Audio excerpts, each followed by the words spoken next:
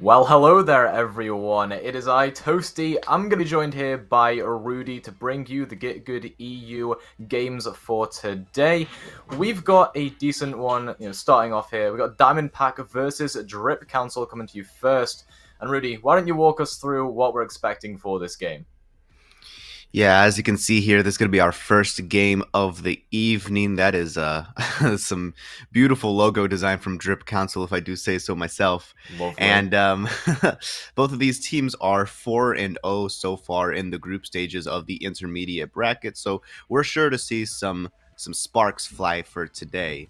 On the side of Diamond Pack, we have the starting DPS pair of I Do Not Care and Flores, main tank Mega Chad, off tank Kev2, and then we got Tarth and Sidar on the support line. An interesting fact for the Diamond Pack team, they're actually an all Irish team, and this is their second outing into tournaments. So that's pretty cool indeed. I do love to see a new team come in and just start to enjoy themselves. And on the side of Drip Council, we've got Neru and Qualite or Clyte on the DPS line, Evil Lurk on the main tank, Rika and Horizon on the support line, and that's to be determined for their off tank. They're currently getting a ringer, but I believe they're already in the lobby, so we'll see once we get into game. But this is sure to be a banger job. This is sure to be a banger match. I mean.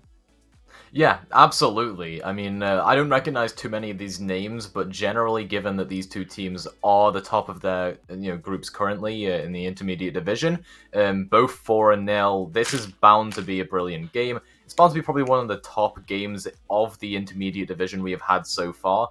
And really, one of these teams has to go home and kind of tarnish their 4-0 and potentially 5-0 record. So it is basically all to play for here. Both of these teams are pretty much guaranteed playoffs after the group stages because we have one more week after this, but you're not going to drop out from 2 losses, so they're guaranteed to be in playoffs, but it's about the seeding at this point for these two teams.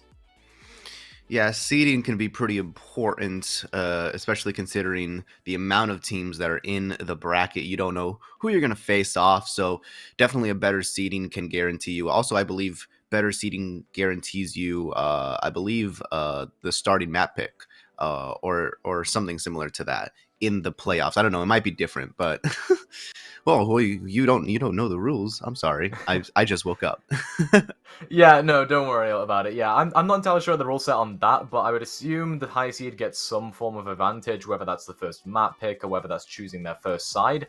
Either way, you're getting something out of that. So it isn't just like, oh, we're 4-0, we can kind of sandbag the last few games. These teams are playing for dignity, bragging rights, and also that seeding that we were talking about. And interestingly, we've got Busan as our first map, as I believe that is the week, I think this is week 3 or 4 map, so that'll be what we're starting off on. And that's neither of these teams' favorite control maps, but I think the most similar one that we've got is the Diamond Pack Enjoy Nepal, which can have some similar compositions to Busan. Yeah, definitely. Busan is one of the more diverse control maps in my opinion. You have the closed-in area with Mecha Base, and then you've got the two wide open downtown and shrine map areas as well. Those two kind of focus a lot more on sight lines, so you see a lot more hit scan being run there. And if not, you run like Symmetra TP strats and stuff like that. On the other hand, you got Mecha Base, which is pretty much just Brawl Central right there. So definitely going to be interesting to see what happens on Busan. Um, and yeah, Yeah. I mean, yeah, we are waiting for. I believe this is Drip Council. We're waiting on to get a ringer. In that tank position you were I talking about can't get earlier over on, the Rudy. logo. I Yeah, cannot. it is. It is a Every time I funny look at it, logo. every time I It is look at it, great. I hear the music in my head. Yeah, it's the energy. I mean, the turning up late The with the ringer. They got the swagger. Chad logo. Love to see it. What if it was what if it was the person that it's parodying, but also it's the Donald Duck voice coming behind it? It's I that's Listen, I Rudy, I can't get can over tell it. you only just woke up. I You can't get are over it. you. No, I'm Some fine. I'm weird thoughts fine. to be Look, I behind it. got a sweater on. There's probably not anything underneath the sweater, but I have it on. No, no, not I visually, just in what you're talking about. Oh yeah, I mean, yeah, and then I did my bed for once in my life. Like this is the only reason I do Love the my bed burger. in the morning is because I know it's going to be exposed to like tens of millions of viewers because I know that's how much we get. Yeah, I mean, entirely, the most popular intermediate kind of tournament out there, I suppose. I don't know. Oh, for sure. I guess we can big ourselves up a little bit, give ourselves a pat on the back Oh there. yeah, But we will. I believe we are going to a little bit of a break here because we are waiting for Drip Council to find that ringer. So we'll be back with you shortly. Sets my body on fire, and no one gives me shivers like you. Oh, no one does it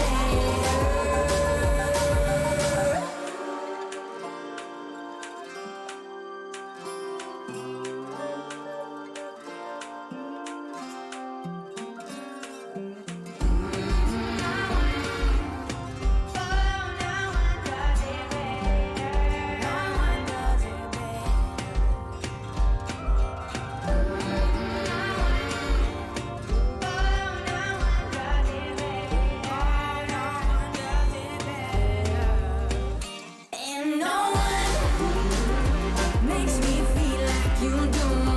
And no one sets my body on fire. No one gives me shivers like you. Oh, no one does it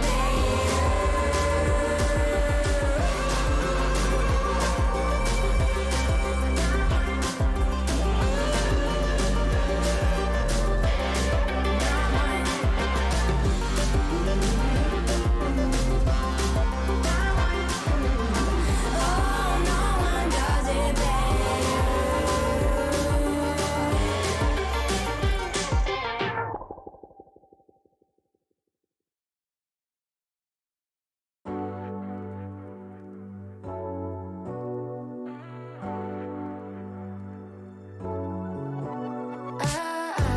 got me upside down, spinning around you. Wanna taste the clouds, dance with the moon. Take a trip around your body.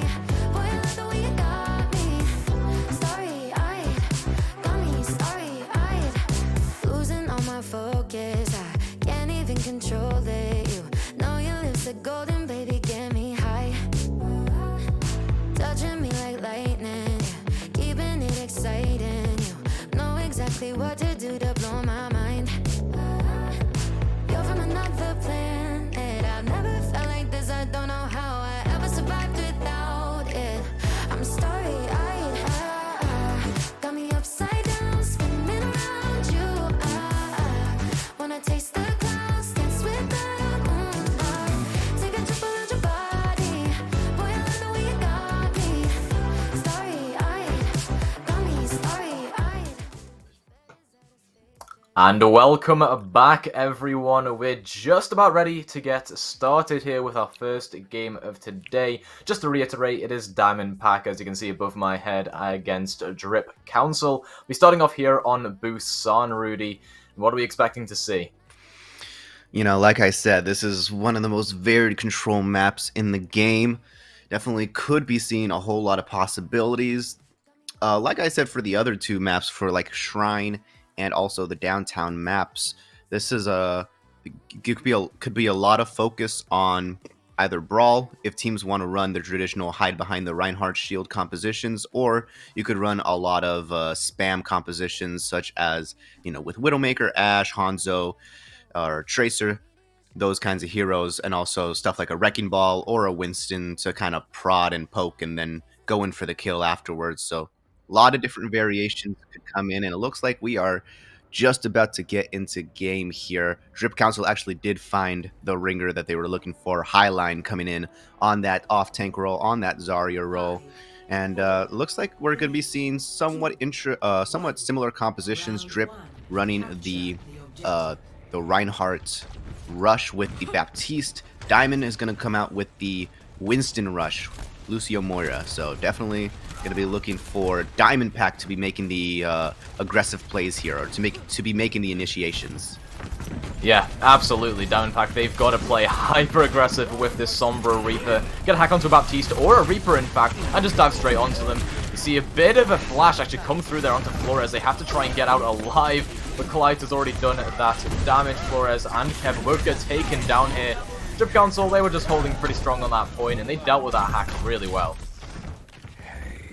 Yes, indeed. They were playing the come at me strategy, going straight to the point, waiting for that aggression, and then when the aggression, the dive wasn't really too successful, didn't really get anybody, and it looks like they're now switching their compositions entirely over to a Reinhardt of their own. I do not care on the Mei, so looking to separate some of the aggression here, and he does a pretty good job of that with that wall. Yeah, absolutely. That wall actually comes through, catches a couple people out, and it forces the immortality. I do not care is going to get taken down, though. Clyde coming through with 2 kills, if you include that Diva mech. Neru is there to clean it up, and Evil Lurk is just going ham into the backline. Takes down Cider with some aggressive swings, and even though Clyde does fall, still okay here for Drip Council. There's still definitely, I mean, you only invested 1 ultimate there. Clyde just kind of popped Deadeye behind the wall, waiting for the wall to drop, and then kind of caught I Do Not Care off guard. So good work by them. Didn't have to use their window, which is, you know, the biggest ultimate that they have that they get quickly, and so they're probably going to be able to use that this fight to try to maybe aggress early, or actually it's going to be Diamondpack that uses windows first, but in a not suitable spot. Oh, what a slam, though. Drip Council knocking the 4 to the ground. Diamondpack are unaffected, though. They're just going to run straight forward. 2 kills for them now, as Flores does get traded out. Megachat has to be a little bit careful not to get caught out here, especially because the Steph Blossoms online here for Nero. A massive Kindle actually comes through there. It takes Megachat off of the map. Drops on Surge invested as well. Drip Council, they want to win this one. Nero goes into the back, looking for a Death Blossom now, and it's likely able to be Matrix Foot, but the Immortality field is fair. It doesn't matter though. I Do Not Care will get taken out. And a bomb from Kev 2 will at least force some people away, but it's just not enough, it looks like. Drip Council are coming straight back into this one. Flores is going to try and bite back. It's a 2 versus 2. It's both Cowboys against both Reinhardts here. Megachat has to be super careful, but a skull comes through. Flores just a little bit out of position, and Drip Council somehow edged that one out. Yeah, that was a scrappy fight indeed. Both players going down on both sides, but Drip Council manages to get enough coordination coming from their spawn in order to finish that off with a Deadeye Reinhardt combo, and then Baptiste coming, the Horizon on the Baptiste coming back from spawn as well to help finish off Mega Chad and Flores. Nice little opening picks from Flores at the beginning of that fight to make it so that Diamondpack could contest the point. Unfortunately, the point was never flipped at any time. Just, you know, some bad luck. And just good coordination from Drip Council coming back into that fight. And now we're here on Mecha Base, which is, like I said, the Brawl heavy centered map. So we are going to be seeing very similar comps. Diamondpack might be sticking with the Symmetra here. Yes, they are. Yeah, so it's kind of the Symmetra versus the Cowboy situation, and as well as a Moira from Sidar, so a very big compositional difference actually, despite it both being Brawl, and it seems to go out of their favor, in fact, as Drip Council are the first ones to draw blood. It's going to be a nice 5 strike coming through there from Evil Lurk, and will just force everyone back here for Diamondpack. They could have disengaged fast. Yeah, despite the fact that Flores was alive to continue with that high beam energy charge, Mega Chad going down really early on in that fight really did allow Drip Council to not have to worry too much about that beam and just carry forward with momentum. And now Horizon's going to have this window very early on, which they're going to use to aggress early. Yeah, that's very quick action. They're going to get the freeze on the Diva as well. Immortality field invested by Sidar. And actually Flores are going to invest the wall because Clyde has fallen. There's no Mei here to prevent that tempo from coming through. Diamondpack now have all the presence that they need. They're going to start engaging onto this point. I didn't hear from Nero that was going around the corner and looking to try and find a couple of skulls. It's actually going to be massive against a bunch of players there. Only kills one of them off. I Do Not Care is going to fall, and with Evil Lurk out of the fight, Drip Council are in shambles. Clyde ends up returning from spawn and actually catches out Mega Chad for just a second. and the Amplification Matrix does get utilized here to keep them up. A nice E comes through there from Kev2, though, onto Clyte's Blizzard, denying any chance of a retake. Drip Council sent back to that spawn room. Nice eat from Kev on the Blizzard. That could have potentially been a kind of team fight defining ultimate right there, but he had the awareness, and then Mega Chad just laying down the massive shatters. We all love to see it, but Drip, Evil Lurk on the Drip side is going to be coming in with a shatter of their own and a bunch of ultimates to boot. However, I think the wall from Flores is going to be able to mitigate this, or not. Yeah, a lovely Earthshatter comes through there from Evil Lurk. It actually cancels the Blizzard if I do not care, but I still think it doesn't matter. Diamondback, they're just rushing forward. They get that kill with the Diva Bomb, and, well, they'll do the cleanup work they need. Flores was just fully charged up there and unstoppable, as Mega Chad is just still cleaning up on all of these players. Look at those stats. Lots of damage done for the Rhino here. In fact, going to invest a Slam as well, just to prevent any chance of a retake. Yeah, a bit of aggression coming from Drip Council. The Slam was there from Mega Chad to make sure that they didn't, even though they were going to go for the trade, Mega Chad was going to get killed off right there. He decided to lay down the shatter to make sure the team fight was still won, and now they're pretty much back into it here. Window early is going to get blocked off by the wall from the same team, so a bit weird, but you know, it happens. Yeah, nice zoning high noon there from Neru, sorry. As Evil Lurk's trying to play aggressive and make use of that damage the Cowboys putting out. They're going to go for a pin, though, onto Mega Chad. Forces out the Immortality Field, knows it's going to be traded out, but I do not care, has already fallen. A nice shot there from Neru. It's now last fight territory, but, I mean, Neru's just hitting mad shots on the Cowboy right now. Doing God's work. And ends up actually flipping this one over for their team. Not sure if the Slam was necessary there, Evil Lurk, but it's flashy, I'll give you that. I mean, slams are never necessary.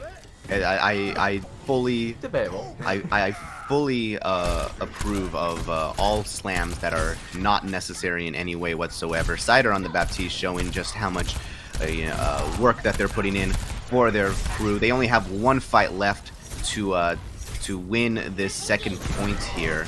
It looked like a wall to stop the... Yeah, I mean, the wall stops the rotation from coming through and actually stops the Diva from eating the Blizzard, so Cider's going to fall because of that. Flores as well is going to come through and get killed off by Highline. And the flip did come through there from Diamondback, so there is still a chance from them actually as they take out Nero, and they're going to invest the Blizzard as well. The beat has to be used by Rika to keep everyone up, and what a good decision. It keeps everyone alive on Drip Council, and they're still very much alive and healthy in this fight. They're going to take out Kev2 from this mech, almost anyway. They use this bomb, takes out I Do Not Care, and a Slam actually on the return from Mega Chad. It knocks 3 down to the ground, and with Clyde here returning on the Doomfist as well. It is so winnable for Diamond right now, as it looks like Flores is just hitting a mad shots, trying to win the duel against the Doomfist. Such low HP, but gets one out there by Drip Council. We go into a last fight here. That's actually massive, because look at the composition change that Drip made in order to rush back to point. You still got 8% left to touch the point. No. Kev unfortunately gets staggered out as the baby Diva, but you are going to be able to touch at the very least. I don't know if it's going to be enough. You jinxed it. They didn't touch. The Doomfist had way too much disruption there. Drip Council, a stall pick that ends up winning them the entire map coming through there. Brilliant stuff. They'll take Busan, and it'll be Diamondback's, well, I guess opportunity to try and turn things around on the preceding map. But here we'll see the, well, the nice boop off onto the Diva to end that fight, basically. Oh, it wasn't the stagger. It was literally just them just getting booped off the map by a random Doomfist you don't expect. I definitely can feel that in my own ranked experience. Has caused me many a sleepless night. Yeah, those last couple of fights from Diamondback were kind of strange. So in the second to last fight, IDC, or I Don't Care, gets 2 picks, and so he decides, even after their entire team is dead, to commit the Blizzard and try to find some value out of it. And it does actually create enough time to where a couple of his teammates can come back from spawn. In particular, Flores comes back from the McCree and almost just kills the entire enemy team just off the fact that they're not really paying attention to him. It almost actually works out in their favor. But I do think that Blizzard could have been more effective if they had used it in like a proper kind of coordinated team system. It was a bit weird. It was a bit scuffed, but I liked it overall. It was very comfortably But in the end, it was still very comfortably a map in Drip Council's favor. Yeah, absolutely. And what a lot of that came down to as well was, and I mentioned it a couple times there, the immortality field usage. We'll get to see some Baptiste stats here in just a moment, and I mean, it'll show you all you need to know, right? Sidar getting a lot more healing through there. And I mean, weapon accuracy a lot higher for Horizon though, so a lot more of an aggressive Baptiste. And that was probably what did wonders there for Drip Council. They just had so much more of an aggressive playstyle. There was a lot of fights as well where it was just scrappy, like you said. Diamond, they didn't really know when they wanted to commit ults, when they didn't want to. So it's situations like that where I think Cider lacked the value, used a lot of weird amp matrices, used a lot of weird immortality fields. Yeah, the windows could have been better for sure, and the fact that he has so much more healing means that his team was on the back step for most of that round. Definitely some good plays. However, coming out on Evil Lurk's side and Highline on that tank line for Drip Council. And now we're going to be actually going over to map number 2, which is going to be Numbani, which is a hybrid map that kind of once again, it there's a lot of different composition that you can run on Numbani, in particular on that first point, which is the control point. You can run more brawl stuff on the high ground, just kind of perch your players up there and then drop down to spawn when you need, or drop down to the point when it's being contested. Or you can run even something like dive. Dive is very popular on this map, or bunker as well if you decide to go the coward's route. I'm just kidding. No, you're not a coward if you decide to run bunker. Okay, I know, I'd agree with you there. I think it's a very scummy composition, but let's not get into that now. That's a personal thing. But yeah, next map, Numbani. So it is that kind of map where there is either dive or bunker. I don't think there's any chances to play the brawl we just saw, because, well, it's just so hard to rotate, right? I reckon we'll just end up seeing some sort of dive. We did see a bit of Doomfist play coming out there from Clyde towards the end. That isn't an awful idea, at least for point B and C. Not sure whether it'll get value on point A, but that's if they even decide to run it here, and we'll end up seeing in just a few seconds. I mean, I've seen some weird stuff on Numbani point A. This is a scuffed map if you've ever seen one. Actually, no, look at this. Like, they are coming out with the Doomfist pick, it looks like. So, oh my lord. I mean, I am telepathic. Yeah, you are. Yeah, I mean, Doomfist is kind of a weird pick here, but if you're very comfortable with it, which it looks like Clyde really was on that first map, I see no problem with it. Otherwise, they're going with a kind of traditional dive kind of composition with Neru on the Ashe being damage boosted by the Mercy. So a bit of a spam as well to kind of throw in there as well. Mega Chad, please stay on this Roadhog. I will love you forever if you decide to. Oh my god, is he? Oh, okay, never mind. No. I had hopes. I would have loved it as much as you would have, but I don't think that was a valid composition on Numbani whatsoever. I'm really actually now questioning this Doomfist pick, especially into Fara Sombra. This is basically impossible to survive. You'll engage, you'll get hacked, and you'll die. Yeah, for sure. They're going to have a really tough time. Well, Flores is going to switch off onto the Hanzo, so a little bit of an easier time, but still, I mean, it's really going to be up to Clyde to kind of go in there and get the kind of stagger kills off of the damage provided by the tank line and Neru on the Ashe. And so now we see some engagement here up on the high ground. They're actually holding back, and now they're going to go in for the dive. Yeah, but an anti actually comes through there, so a good bit of damage going to come through onto the members of Drip Council, and Horizon actually getting taken down from afar by I Do Not Care. And, well, everyone's just falling low here for Drip Council. I mean, look at the health pool. It's just dwindling away. Highline's going to get demaxed, Evil Lurk taken down. Diamond Pack executed pretty well on that point A off the back of I Do Not Care. Yeah, Horizon going down in an unfortunate spot means that they couldn't be rezzed super easily, and then it was just up to Rika to try to, you know, try to heal the rest of their team, which is really hard if you don't have Valkyrie. If you're a Mercy, just try to heal all of the high health targets on your team. Clyde is actually going to go ahead and switch over to the Cowboy. Doesn't want to, keep running the Doom Fist. Decides to just change change it right Yeah, now. nice nano here, actually. It's going to deal a lot of damage to those squishies. Trying to get into the back and maybe get some one-shot combos. The barrage going to be used as well. So many kills coming through there for I Do Not Care off of the back of that nano. A good execution again from Diamondpack. They just do that again. They put their trust in I Do Not Care, and, well, they didn't disappoint. Yeah, all the trust indeed. The barrage did get some massive value. Drip Council was just kind of crowding around that bus, waiting for it to take them to another destination. But unfortunately, it did not happen. They did not have their tickets on this day. And now Diamondpack are going to be coming with double tank ultimates with a Dragon Strike. So they have a lot of room to kind of make for themselves here to secure this second point. And the stylistic difference here is so weird, right? It's the same tank and support line, but you get things like that where you can just get first picks for Diamondpack that aren't possible for Drip Council. They've got double hit scan, they're trying to force I Do Not Care away. Evilux going to come in with the nano boost as well and try and get some kills through, but it's all here for Diamondpack. They're just repeatedly killing people off. A nice bomb into the back from Kev too, even though they do end up getting taken down. Flores is here with the damage on the Storm Arrow, is actually going to maybe take out this Winston from that Primal Rage form. Doesn't actually take him down. Okay, finally manages to get that kill through, and that should be a nice point B cap here for Diamondpack if they can just get that cleanup through. Oh yeah, especially with that pick onto plate. I mean, Flores is just kind of having a field day on the Hanzo right now. Definitely putting in his worth on the Archer. Now MegaChat's actually going to commit the Primal too to get some stagger kills onto Neru. Seems pretty good to me. I don't think the res is available to them right now, so it is going to be quite the stagger. At this point, you really got to question kind of the Cowboy pick.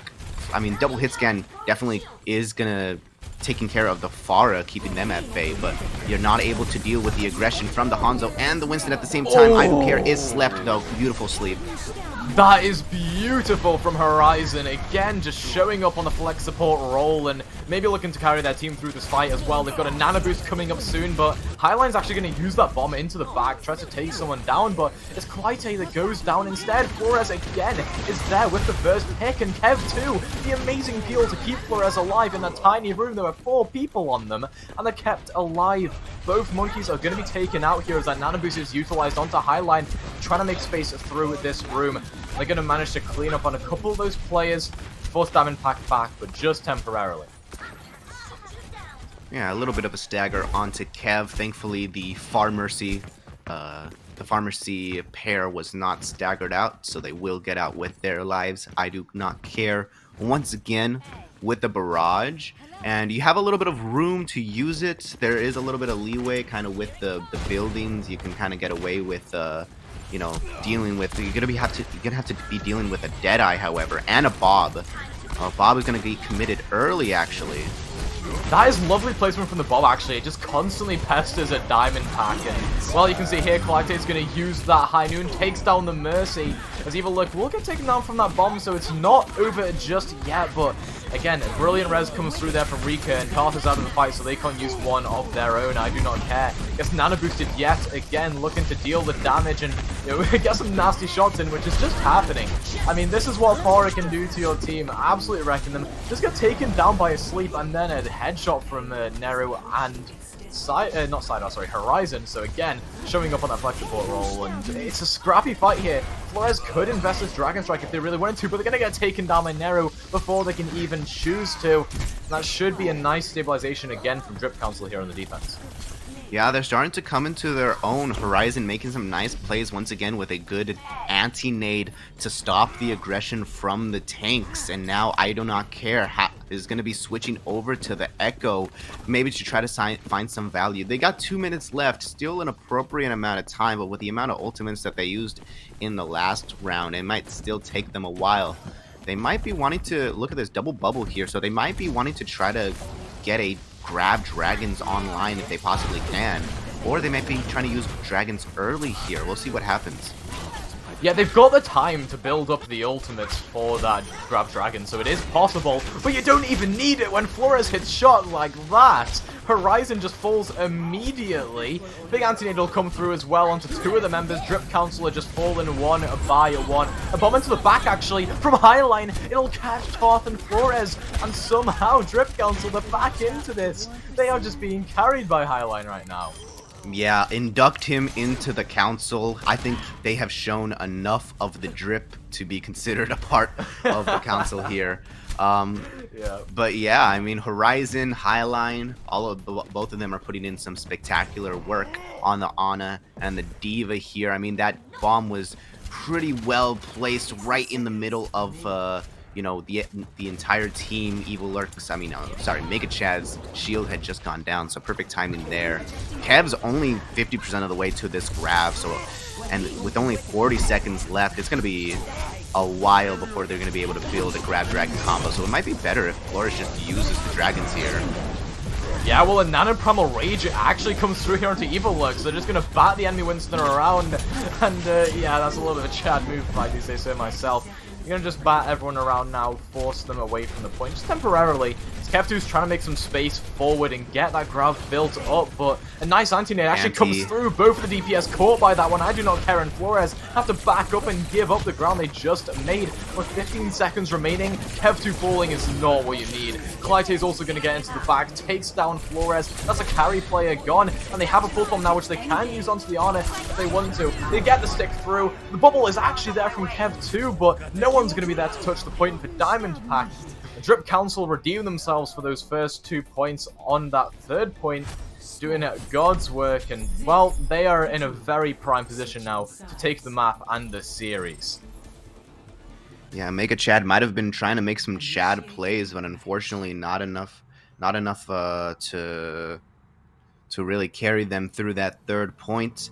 I mean, the Graviton Surge was just not a good bet to take when you only had 2 minutes on the board. And realistically, on third point, that really only means you get like 2 or 3 team fights to build Graviton, which is one of the kind of the harder ultimates to build for Zarya. I mean, you have to put so much into her to try to get enough energy to even do an appropriate amount of damage here. So definitely, you know, I think they could have gone a little bit better, but, you know, it's in the past now. Just got to look towards the future. And for the future, Diamond Pack coming out once again with a dive. Flores this time, however, could be on the Torb, on the like short boy. Yeah, it's like some bunker dive hybrid composition where I guess Flores is there to protect Sidar, I would imagine. I don't see any other reason you'd play the Torbjorn here. I think, you know, you could play a Cowboy if you wanted to protect Sidar, so maybe they're just going to try and anchor the high ground and force everyone away. Who knows? But Diamond Pack, they've put out some interesting strats already. I'm not surprised.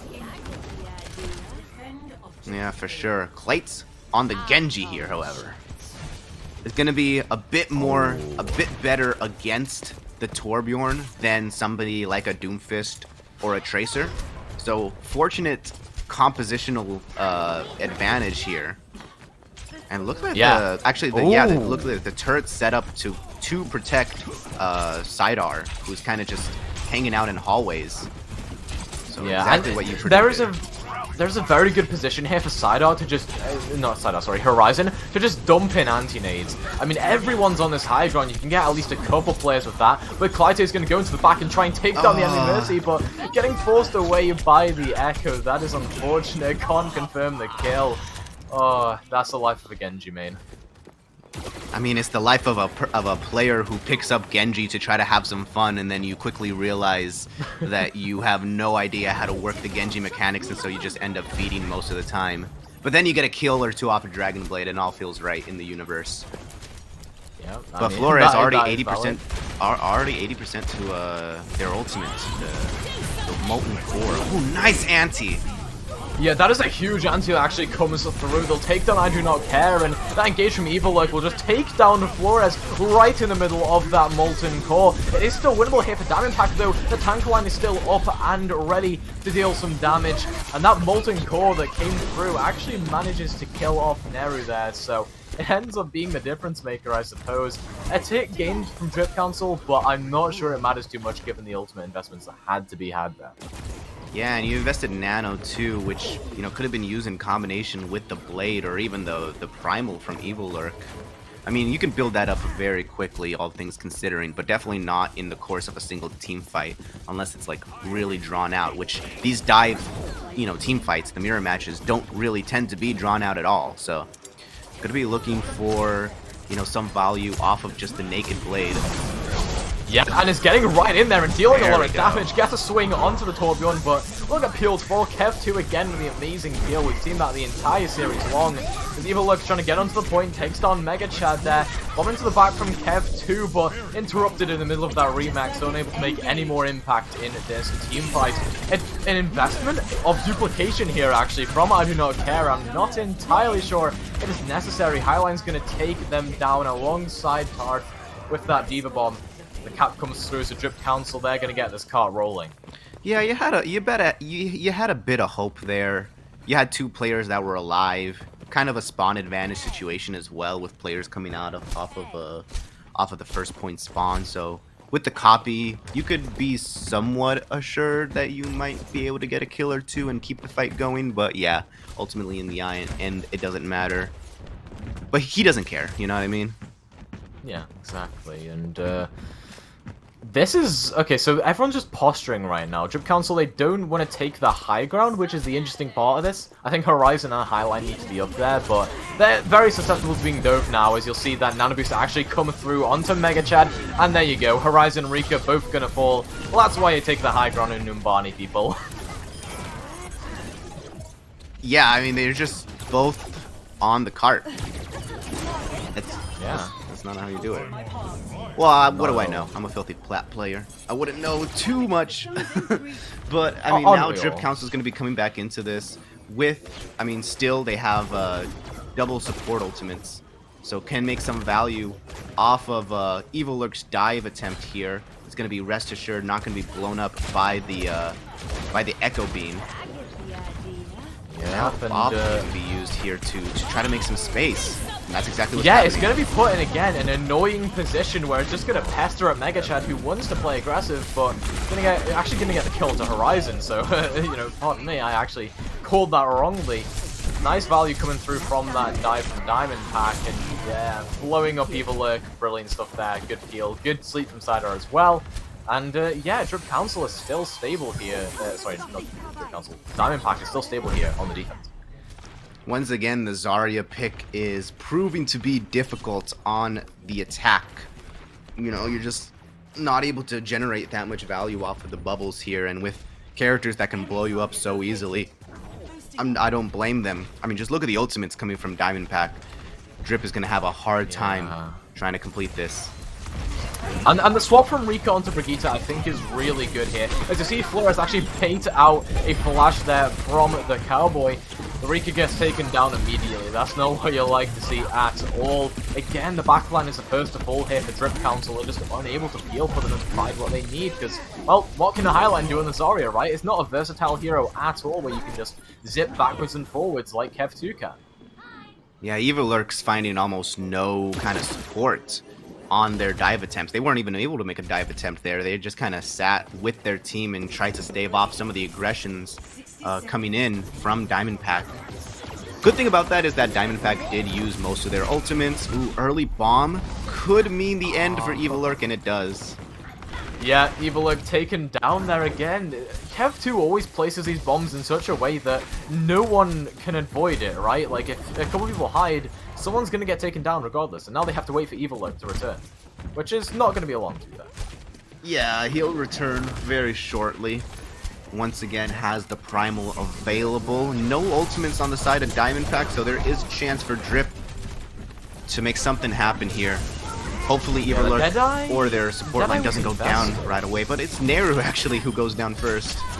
Yeah, the Deadeye was invested early, and then Clyde immediately cancelled it. I'm not sure whether that was because they had a bad position for it, but either way, with 10 seconds remaining, it's looking dire here. They're going to invest the Graviton Surge just to try and get a couple of kills onto the Squishies. Highline needs to get onto this point, though, and then Nano Boost onto the Tracer. Flores is going to try and make a difference, and Highline will get taken down. There's a stability gone, as Nero's trying to take out the enemy Tracer, but Flores is just being an absolute nightmare to deal with right now. A nice E, actually, onto the full from, though, of Neru, so they're not going to get too much value out of that, and Drip Council are going to return with that Nano Boost onto the Monkey, but Clyte has fallen, Kev too, just getting so many of these final blows in the final moments, and it looks like it'll be here that Diamond Pack manages to win out on Numbani. They've just got to clean up at the high line, and it's not too difficult to do, especially with that Valkyrie coming through the path as well.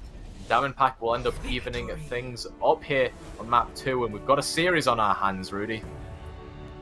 Yeah, for sure. That was a pretty comfortable win from Diamond Pack.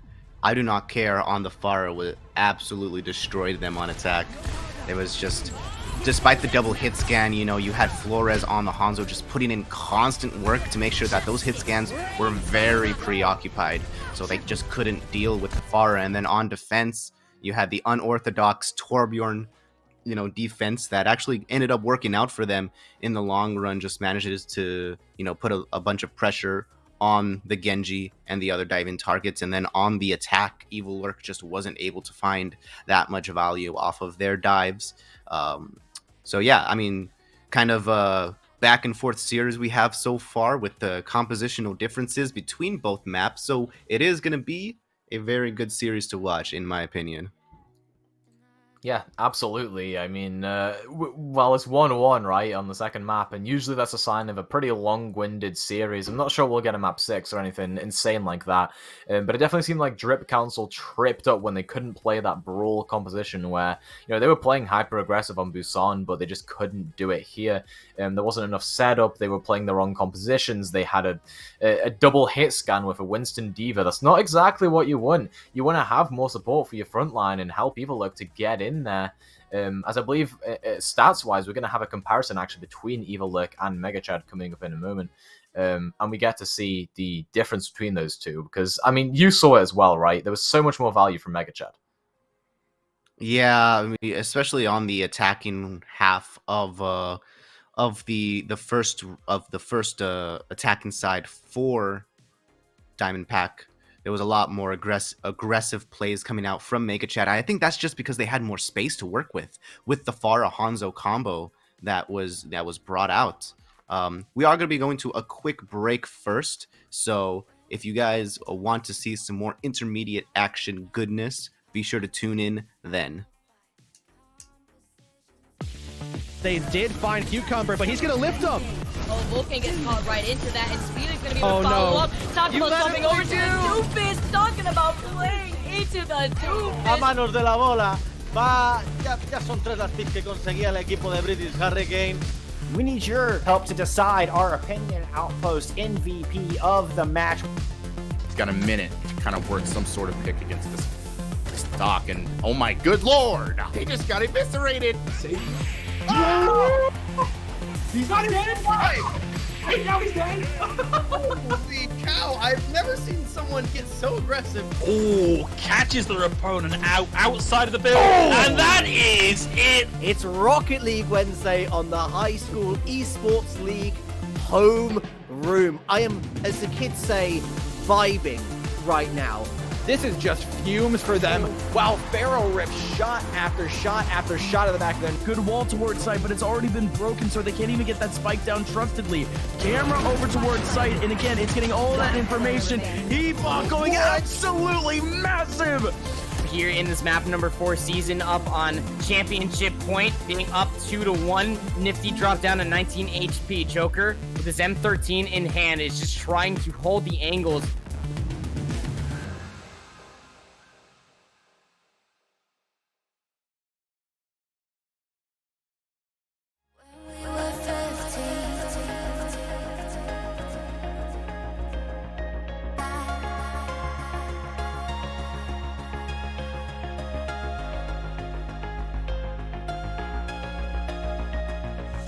When we were 15, I remember car rides, small fights, conversations all night. I never saw you as anything more than a friend, but now I see you in a new light. We're getting older, there's a sparkle in your eyes that wasn't there before. You give me butterflies, it makes me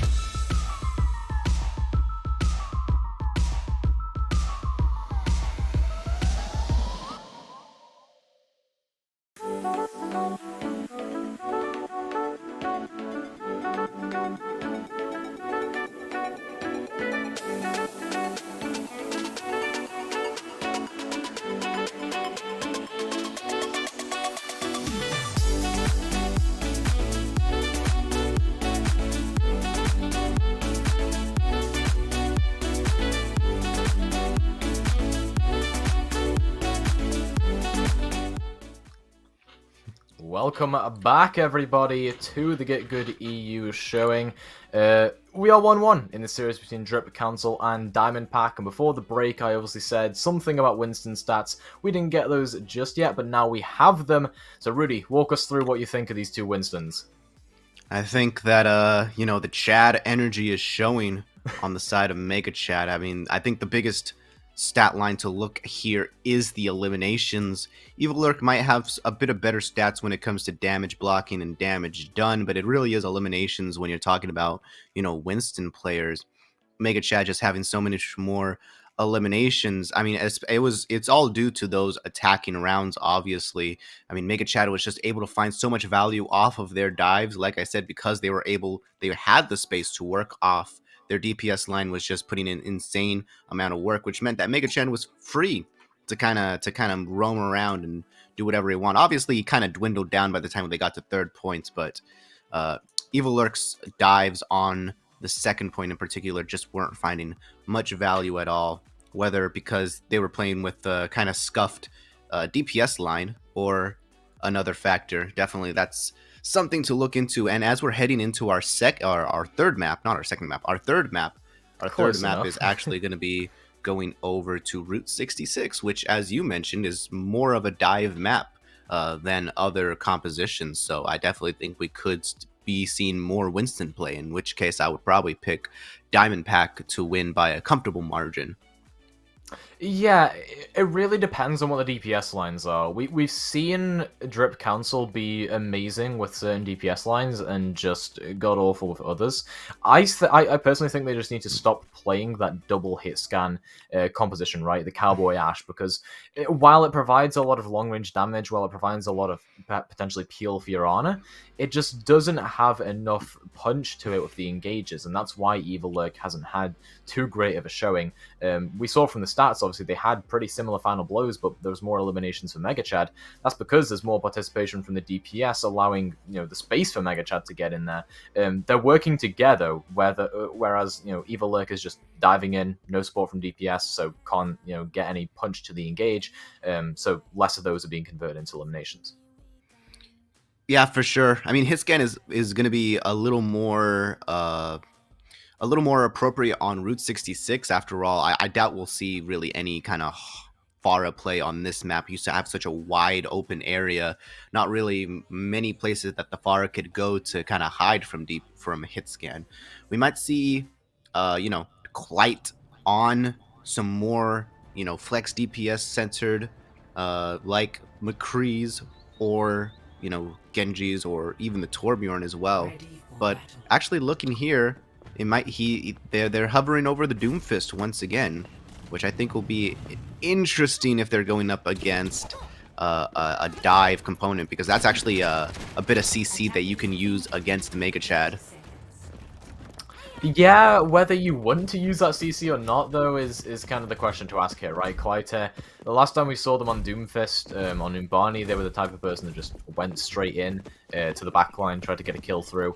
And this is why you'll see kind of an Orisa Baptiste composition. So you're actually seeing something that can counter Clyte, because, well, you can't CC a fortified Orisa.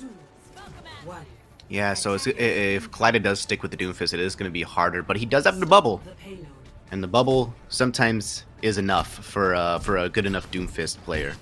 I know that from experience, and I'm sure many of you do as well. But here we go. We're going to be a rush composition, actually, from Drip Council here. So going to be playing a lot to kind of mitigate the damage coming in from I Do Not Care and Mega Chad on those long-range heroes. It's going to be so hard to get into position here as well for Drip Council. They've got to rotate all the way up to that high ground to try and meet them there. Oh yeah, actually, for sure. Now that they're here under the gas station. The cart's just going to stop right here unless they can get some kind of damage. Kev 2 is going to go so low right there, but just to be healed up. Yeah, nothing gained actually, as Clyde just goes bluntly in, taken down by Kev 2, and this is what I want to mention as well, this off tank for Kev 2. Always peeling, always killing those DPS who are trying to get those off angles, and Clyde is on the receiving end of that in that situation. A nice dynamite comes through as well, will just force Evil Lurk back, and it might even fall in this situation. Yeah, manages to pin out of there, but it's very close. Yeah, nice little peel to kind of make sure nobody else was staggered. Clyde's going to have such a hard time getting onto this high ground here. They want to try to contest the Ash, I would imagine, to try to make sure that that long-range damage boosted fire isn't affecting the rest of their team. But it's just going to be so hard for a Doomfist that has minimal kind of healing. I mean, Horizon actually moves over to the Ana here. Potentially, actually, they're going to move over to a double bubble composition. First dive, yeah, so not going to find a whole lot of value, actually. Yeah, Evil Lurk just gets completely forced away. You cannot dive bluntly into this. You just got to do it for the poke, and yeah, that's a bubble that comes through. In fact, both bubbles from Evil Lurk, so trying to get up there and make some space. But again, what do they gain from that? Bubble comes through onto the point, and they're just going to get forced away. Rika has that beat now, and Clyde is going to come through onto the back line. But again, just taken down immediately. Good kill from Kev 2, dealing the extra damage. And even though there is a kill here onto Flores, it's still looking in favor of Diamond Pack. A bomb will actually come through here. They're gonna push it down. That's a creative play that does not quite work out, but it would have been funny if it did, to be fair. Rika can use this beat if they want to keep their team alive and maybe get into position to deal damage to Mega Chad, who's on such low HP. I mean, look at the Harissa. Health will draining away, but somehow Drip Council don't decide to do that. Instead, it's going to be Neru and Clyde who just fall, and where's your damage? They use a grab as well. Where's the follow-up going to be? Evil Lurk comes through for the Primal Rage. What? These ultimate investments, what is this? I mean, yeah, ultimates, schmultimates, you know, who needs them? It's not like the game revolves around them in any sort of capacity whatsoever. Yeah, not at all. Totally but that is interesting. I feel like there were a lot of instances in that team fight that actually could have been salvaged or saved if the sound beat had come through. But just not yet, I guess. I do not care, obviously, putting in a lot of work on this Ash. You know, putting in a lot of pressure. Clyde's still on the Doomfist pick. They believe with all their hearts that they can make it work. They will have the ultimate as sort of a, you know, a plan 2 in case things go more wrong. But another Bob being committed means it's going to be a lot harder. Yeah, exactly. And Clyde is going to try and get in there, but they use the Meteor Strike too early. They get taken down by the Bob, and even though Neru did take down Flores for the second time, this is just the same situation as before. Kev 2 has this bomb, can force them all away if they really want to, but Neru's going to fall anyway. I do not care, it's just using that dynamite, using the long range damage, and making good use out of it. Rika doesn't get to use the beat at all during this round. They had a beat for the entire round, didn't use it once. What is happening to Drip Council right now? They've got to be molding. They're getting boomed, surely.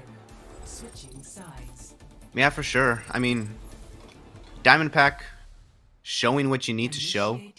They know how to recycle their ultimates. Well, you know, somewhat. They did overinvest on that second fight, but in the end, it didn't really matter because they just. I mean, it was just the combination of the window, of the Mercy damage boost. You have so many ways to, and the Bongo as well. You have so many ways to damage boost your entire team. And if Drip Council isn't diving effectively, isn't forcing people off of the high ground, you're definitely going to find a lot of value off of those. I definitely do feel like the Doomfist pick was a bit too much. It was a bit how do you say? Not good. Not good. Yeah, I don't want to say that's not what good. I mean, this is get good after all. So the entire point of the tournament is to get good. But yeah, but if you want to get good, you have to be bad, right? I mean, yeah, I guess. But technically speaking. Speaking. But I agree. Clyde's Doomfist pick there was not it at all. I mean, they stayed on it the entire time, didn't get value. Rika could have used the beat to save them a couple times, but didn't. Like, it was just a bit weird for Drip Council. Yeah, now coming into it, they're going to be going up against a Wrecking Ball composition. Don't see this a whole lot in sort of the lower SR ranks because it's a bit of a... Actually, no, sorry. They jebaited me. I just got jebaited. We're going to be seeing Winston. I don't think it was intentional jebait. I think it was more just a scouting thing. But this is, again, the Flora Hanzo from Diamond Pack. And to be fair, Flores last time was doing so much work on that Hanzo, constantly getting kills. It'll be a lot harder into double shield, but still possible. Yeah, for sure. And this time they'll have enough time to actually build a Grab Dragons with the Zarya pick here, which might actually come back to bite them. But, of course, Flores just finds a pick. No problem whatsoever. And a boop from I Do Not Care to deny the res. Beautiful. Yeah, this is just great stuff we're seeing from Diamond Pack's DPS. They have immediately made the impact we expect of them, and now the dive will come through. And the damage, right? Mega Chad's gonna get taken down though. Yeah, I mean it's gonna be hard to win now. Toss gonna have to use that res to keep Mega Chad up, and Flores is just spamming in the shots here. A nice anti actually comes through there onto high line, so preventing them from being saved. Flores gonna take him down with a sonar arrow. Mega Chad again taken down, so Neru's just doing work with these focusing beams. But the payload's just fast approaching this golden box of victory. And that is a very nice kill again from Flores onto Horizon. This could be it right here. I mean, this could be the map. So we'll end up seeing Cider build up towards this nano boost, and they're waiting for that key engage opportunity. Yeah, they actually kind of fell back due to the windows from Horizon, and yeah, res back into the fight. It doesn't matter. The DPS are both down. Yeah, that is basically it here. Diamond Pack, they're getting straight onto that point. Takes down Evil Oak just for good measure. That Valkyrie Mercy can't survive too long against the fully charged Zarya. I Do Not Care is going to hit direct, I believe, onto them, in fact. That'll be all she wrote for that one. Diamond Pack take Route 66 dominantly. And this is not what we were promised after Busan. They are putting up a clinic right now. Yeah, while Busan was definitely in Drip Council's favor because of the Brawl mirror match that they clearly had the upper hand in. When it comes to dive and when it comes to running dive, mirror matches, and with the Pharah. And also, I mean, they were playing a mean bunker too, as well. But I think that probably could be said more to Drip Council's kind of uncomfortable showing on the dive more than their good bunker play. I mean, yeah, Route 66, one of those maps where if you're caught with a good bunker right on the first point, it can be hard to kind of get in, especially when you can't knock any people off of the high ground, off of the gas station, and when your Doomfist doesn't have enough support to properly get value to try to contest an Ashe from long range, which they can't really get a lineup off of. So, a bit unfortunate.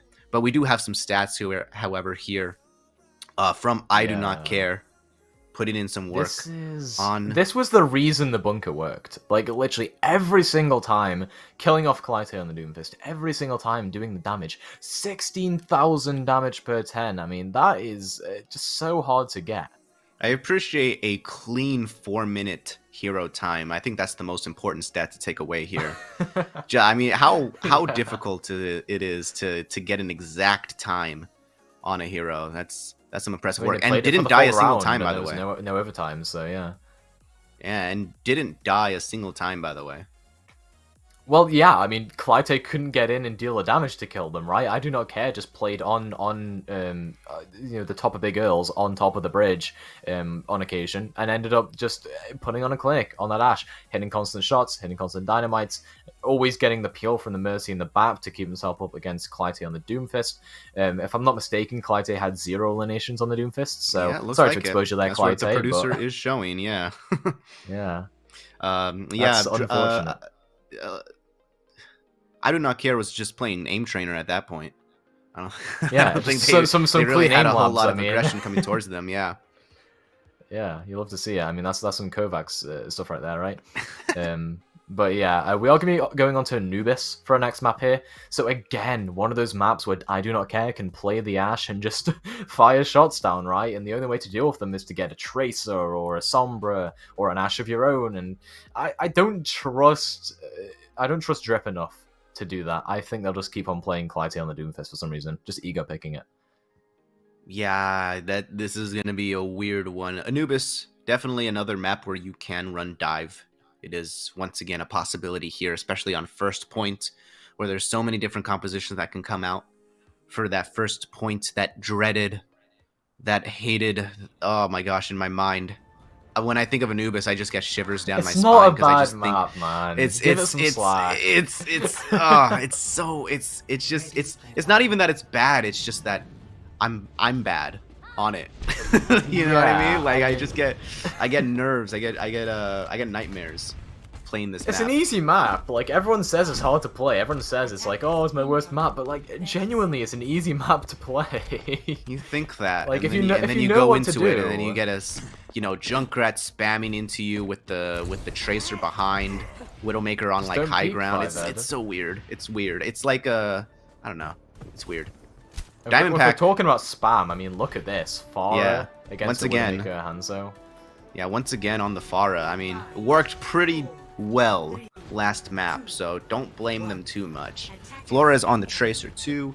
Drip is dripping. They're dripping something, that's for sure. They're playing an Orisa Roadhog composition. The good old fishing hook composition. I mean, I don't know. See, the thing is, I've seen a lot of people play this recently. I don't understand why. It's so fragile. Even though it's Orisa, it's still fragile. That shield's going to get broken in pretty much an instant here. And Flores is going to be able to get into the back, deal with Horizon pretty well, put some pressure on that Zenyatta. Neru gets taken down immediately. I don't know how on earth that's happened, but Megachad's just going to dive straight in there and capitalize. I mean, look at that. So many kills coming through, and Drip Council just sent straight back to that spawn room. Yeah, like you said, minimal aggression or minimal pressure on this. Okay, you got to get the kill eventually. There we go. I do not care hit a shot challenge. Yeah, I mean, they just don't care.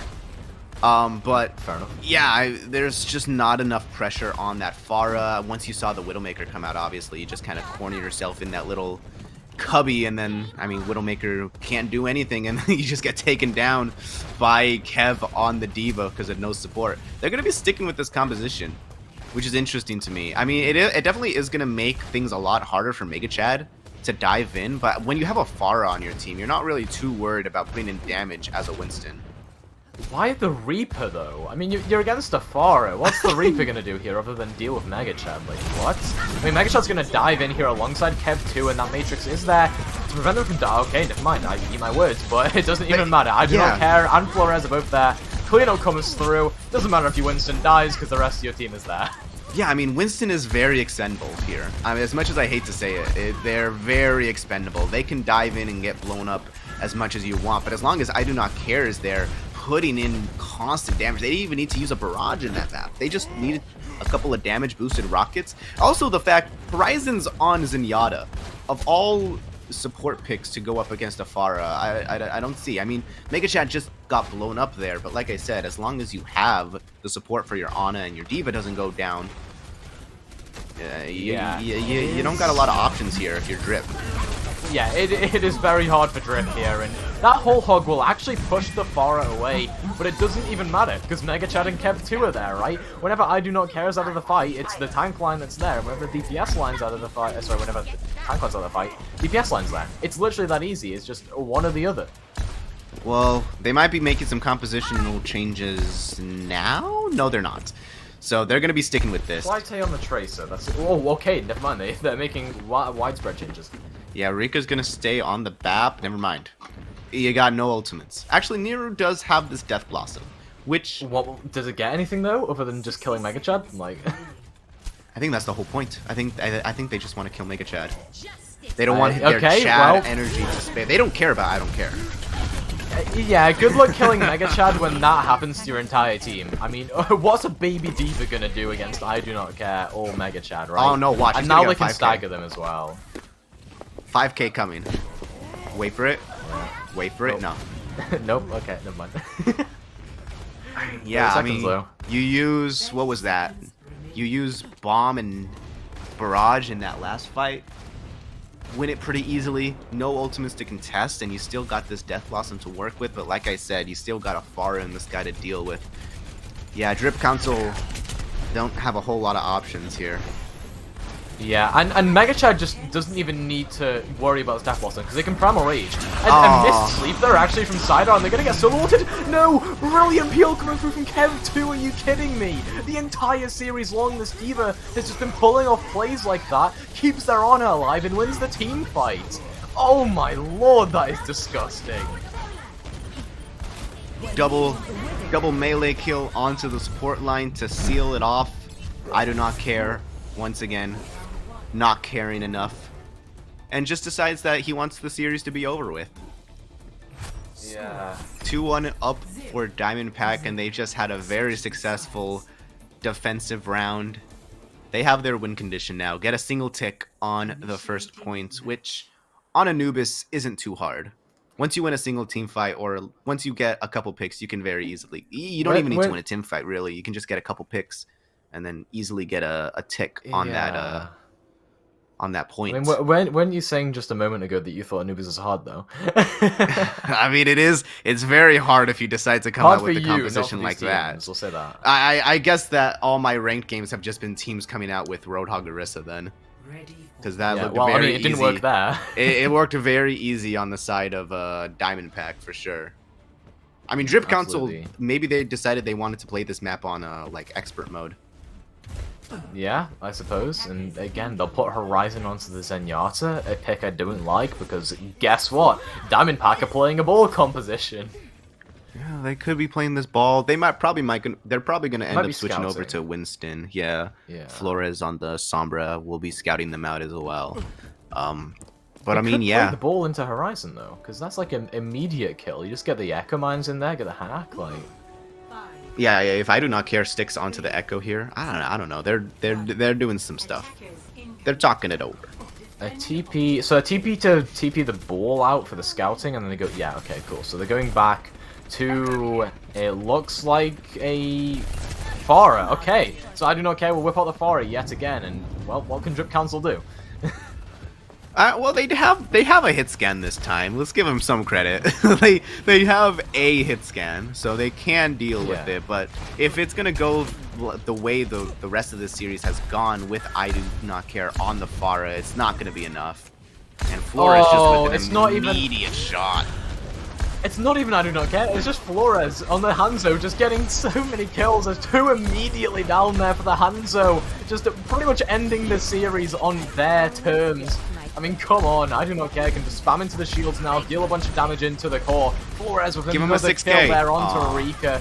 Not going to be a 6k, stolen by Mega Chad there, but it is still going to be a series win regardless. You get Horizon coming back on the Lucio here, and they're probably not going to last long. I mean, what can a Lucio do against the entire team? I do not care is there with the cleanup, and Diamond Pack will almost very quickly end off the series here, just dealing with that final May that comes through, and that'll be it. What dominance coming through from Diamond Pack after that map 1. They came out with a vengeance. Drip Council, the music is not playing for them. I hear nothing nothing orchestral in the back line. No Donald Duck voice, unfortunately, as well. Yeah, they just got outmatched on this Winston Mirror matchup, and when, you know, they wanted to deal with, like, when they were trying to deal with Bunker by also playing Winston. I mean, that was beautiful headshots right there. When they wanted to deal with the Bunker composition by also playing some Winston, didn't really work out the way that they wanted to. It might have been the fact that they had a ringer in. Might have been the fact that Clyde just wanted to play Doomfist. Not too sure, but Diamond Pack will take this in a very comfortable 3-1 showing after a first map that was really just them being outmatched on a brawl composition, which the rest of the series was not played on brawl, so it doesn't matter. See, the thing is, I want to like celebrate, and I want to celebrate and be like, you know, Diamond Pack, oh, congratulations on your win, but it was just sad for Drip Council because it was just I do not care the entire time, dominating them on the Ashe, on the far end. We'll see here in the stats as well.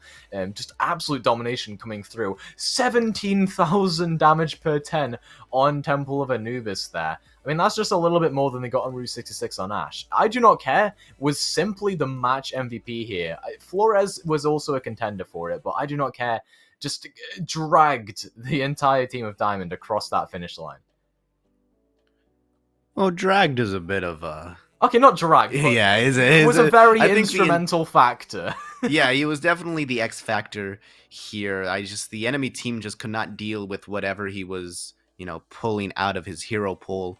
So I do agree with you there that he was the MVP of this match. Flores on that Hanzo though was hitting some nut shots, just making some of those team fights easy for them. Very easy indeed. I mean, the DPS duo, the strong DPS duo is exactly what you want from a star-studded roster like this Diamond Pack, and they are going to be continuing with a 5-0 record, while Drip Council gets that unfortunate one-loss smudge on their record, which they will be mauling over in the weeks to come. Yeah, I mean, like we said at the start of the series, that was only really for seeding and bragging rights. But another thing here to note as well, if those are the top 2 intermediate division teams, and Diamond Pack has just dominated the other top team, I mean, going into playoffs, that's making a statement, right? I mean, Drip Council 4-1 now, Diamond Pack 5-0, obviously they are now, I think, the best team in intermediate. But that has now been set in stone with that absolute dominant victory. I mean, other than map 1 where Diamond Pack kind of got caught out off guard by the brawl, they had the brawl mirror, they were making some weird decisions. They really pulled it together once I Do Not Care and Flores got into the swing of things. And those are 2 players we've really got to focus on coming into the playoffs in just a couple weeks' time. Yes, for sure. This team has a lot to work with. They seem very comfortable with each other. Drip Console, I think you guys have a definite sort of clear vision on what they need to work on heading into playoffs. Just working on that dive, knowing which DPS to pick against sort of the Pharah compositions and also the bunker compositions as well. Just kind of rounding that out with some discussion, or maybe not. Just continue to play the Doomfist, see if it works out. I mean, we haven't seen Doomfist seems like a pretty comfortable pick for Clyde. I mean, they wanted to bring it out a lot, so it must have worked in some other matches or some scrims or something, but just not today. Yeah, absolutely. And we'll have a look at the second match coming up in just a moment for you today as well. It is going to be Milkmaids versus Alpha Centauri. We don't know too much about those teams, just as we didn't with Diamond Pack and Drip Council, but if that game was anything to go off of, I'm predicting at least a 3-1 or a 3-0 for that. Just keeping up the pattern. Yeah, keep up a little bit of a pattern. Let's get some signs going on here. But we'll be moving on to that match very shortly. But for now, head over to a quick little break. We gotta go do some stuff, some important stuff that is top secret and is confidential. Top secret, yeah. So yeah, absolutely. We'll see you in a minute. Healing that's coming up from them, and then the Ana goes down after that, and it was just quick cleanup. Resignations and Witty Wave really clutching out in the DPS department for SM, and they've got first capture crossing 15%. Ultimate's coming up online already. You're going to have Deadeye, and look, we've got Grab Dragons available for SS. Oh, and they're going to waste no time in committing it. The Graviton comes out. It was there, but it's not going to get any. Oh, excited. Thank you so much, Cybjorn. Living up to the beautiful strats from Roar Esports. They're gonna go ahead and teleport directly onto the point, so they will be meeting them tantamount. Nothing to try and eat it with, nothing to stave it off, no support ultimates. They've got a shatter. It might just have to be put in to keep the Bastion ult, but they don't care about this Bastion ult. They've got a Batiste! Oh man, this is just nutty right now. This is not something that you want to push in on, but it's going to be the bomb and the charge into Mansion picks up 3! All of the 3 that you want are Reinhardt, both of the supports, and this is the fight done already. Frost Here it comes. It does pull out the Transcendence, but the anti-mid gets... Here comes back on the Doomfist. Not half the pilot EMP critically. Starjummer has the Deadeye. No half this time around. Starjummer gonna clean up the fight. Get 3. Get the Electric Cowboy. We're dancing effect. This might be the best map for that in all of Overwatch, as we see the hook shot and Bane with the silk thread shot. Going on. Isn't gonna work well against the Ghost Confar as fine the but you're not gonna get through this. I love watching teams that I haven't seen play before play. It's always thrilling. Round 1. It really is. It's wild cards. It's something you don't get to see at the higher levels. Everybody's at least been seen usually at lower level matches. So this is always a fun experience.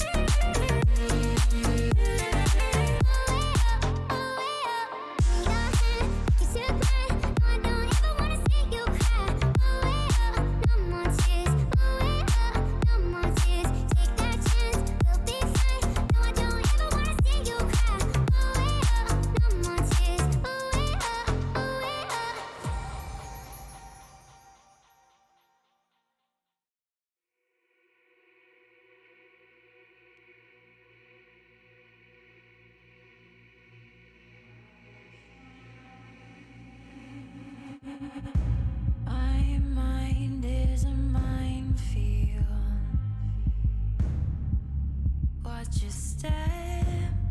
That's not a threat, no. My heart is a house of cards. They had those shaky hands, they let me fall apart. And I know it shows, yeah. You keep me on my toes, yeah. Just one more song, yeah, yeah. Play it till I'm gone. When I start sinking, all my demons start creeping in. When I start breaking, will you be waiting? Pick me up and put me back together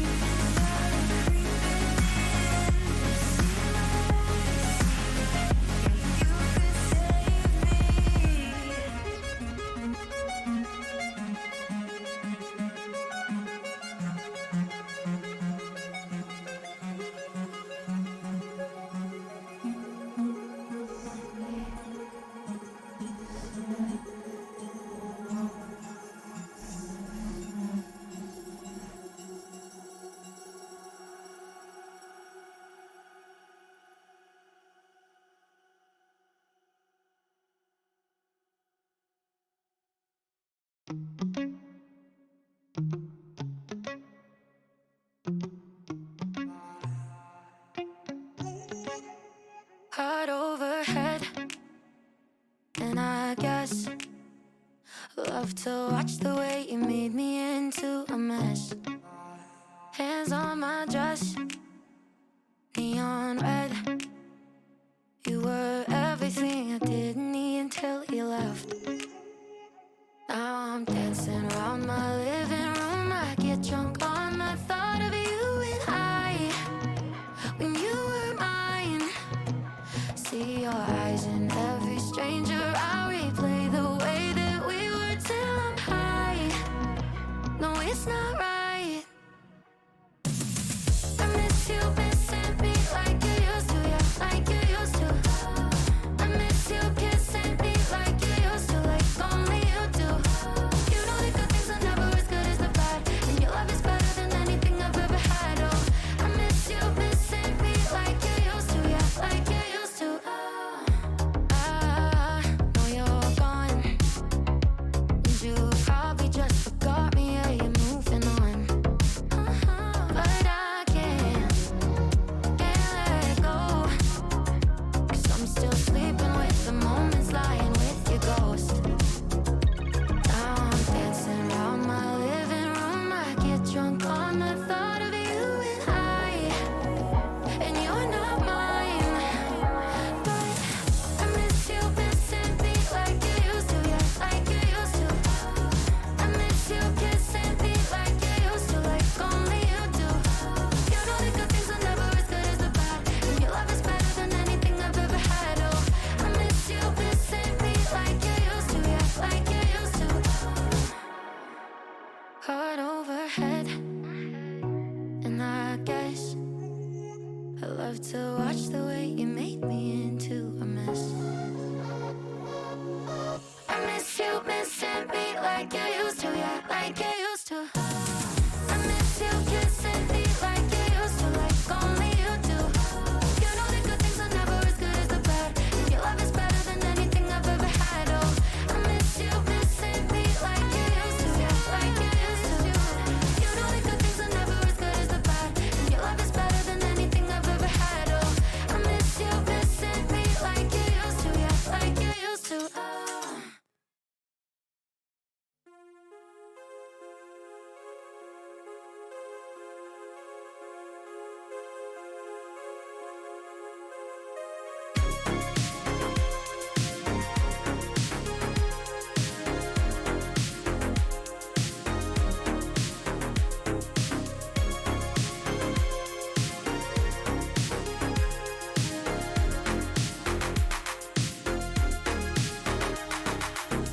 When we were 15, I remember the car rides, small fights, conversations all night. I never saw you as anything more than a friend, but now I see you in a new light. We're getting older, there's a sparkle in your eyes that wasn't there before. They did find Cucumber, but he's gonna lift him. Oh, Vulcan gets caught right into that, and Speed is gonna be Oh, able to follow no. up. Taco You let jumping him over to the do. Doofus, talking about playing into the Doofus. A manos de la bola. Ya son 3 las picks que conseguía el equipo de British Hurricane. We need your help to decide our opinion outpost MVP of the match. He's got a minute to kind of work some sort of pick against this Doc, and oh my good lord, he just got eviscerated. He's not dead! Hey, now he's dead! Holy cow, I've never seen someone get so aggressive. Oh, catches their opponent outside of the building, and that is it. It's Rocket League Wednesday on the High School Esports League home room. I am, as the kids say, vibing right now. This is just fumes for them, while Pharaoh rips shot after shot after shot of the back of them. Good wall towards site, but it's already been broken, so they can't even get that spike down trustedly. Camera over towards site, and again, it's getting all that information. Ebot going absolutely massive. Here in this map number 4 season, up on championship point, being up 2-1. Nifty dropped down to 19 HP. Joker with his M13 in hand is just trying to hold the angles.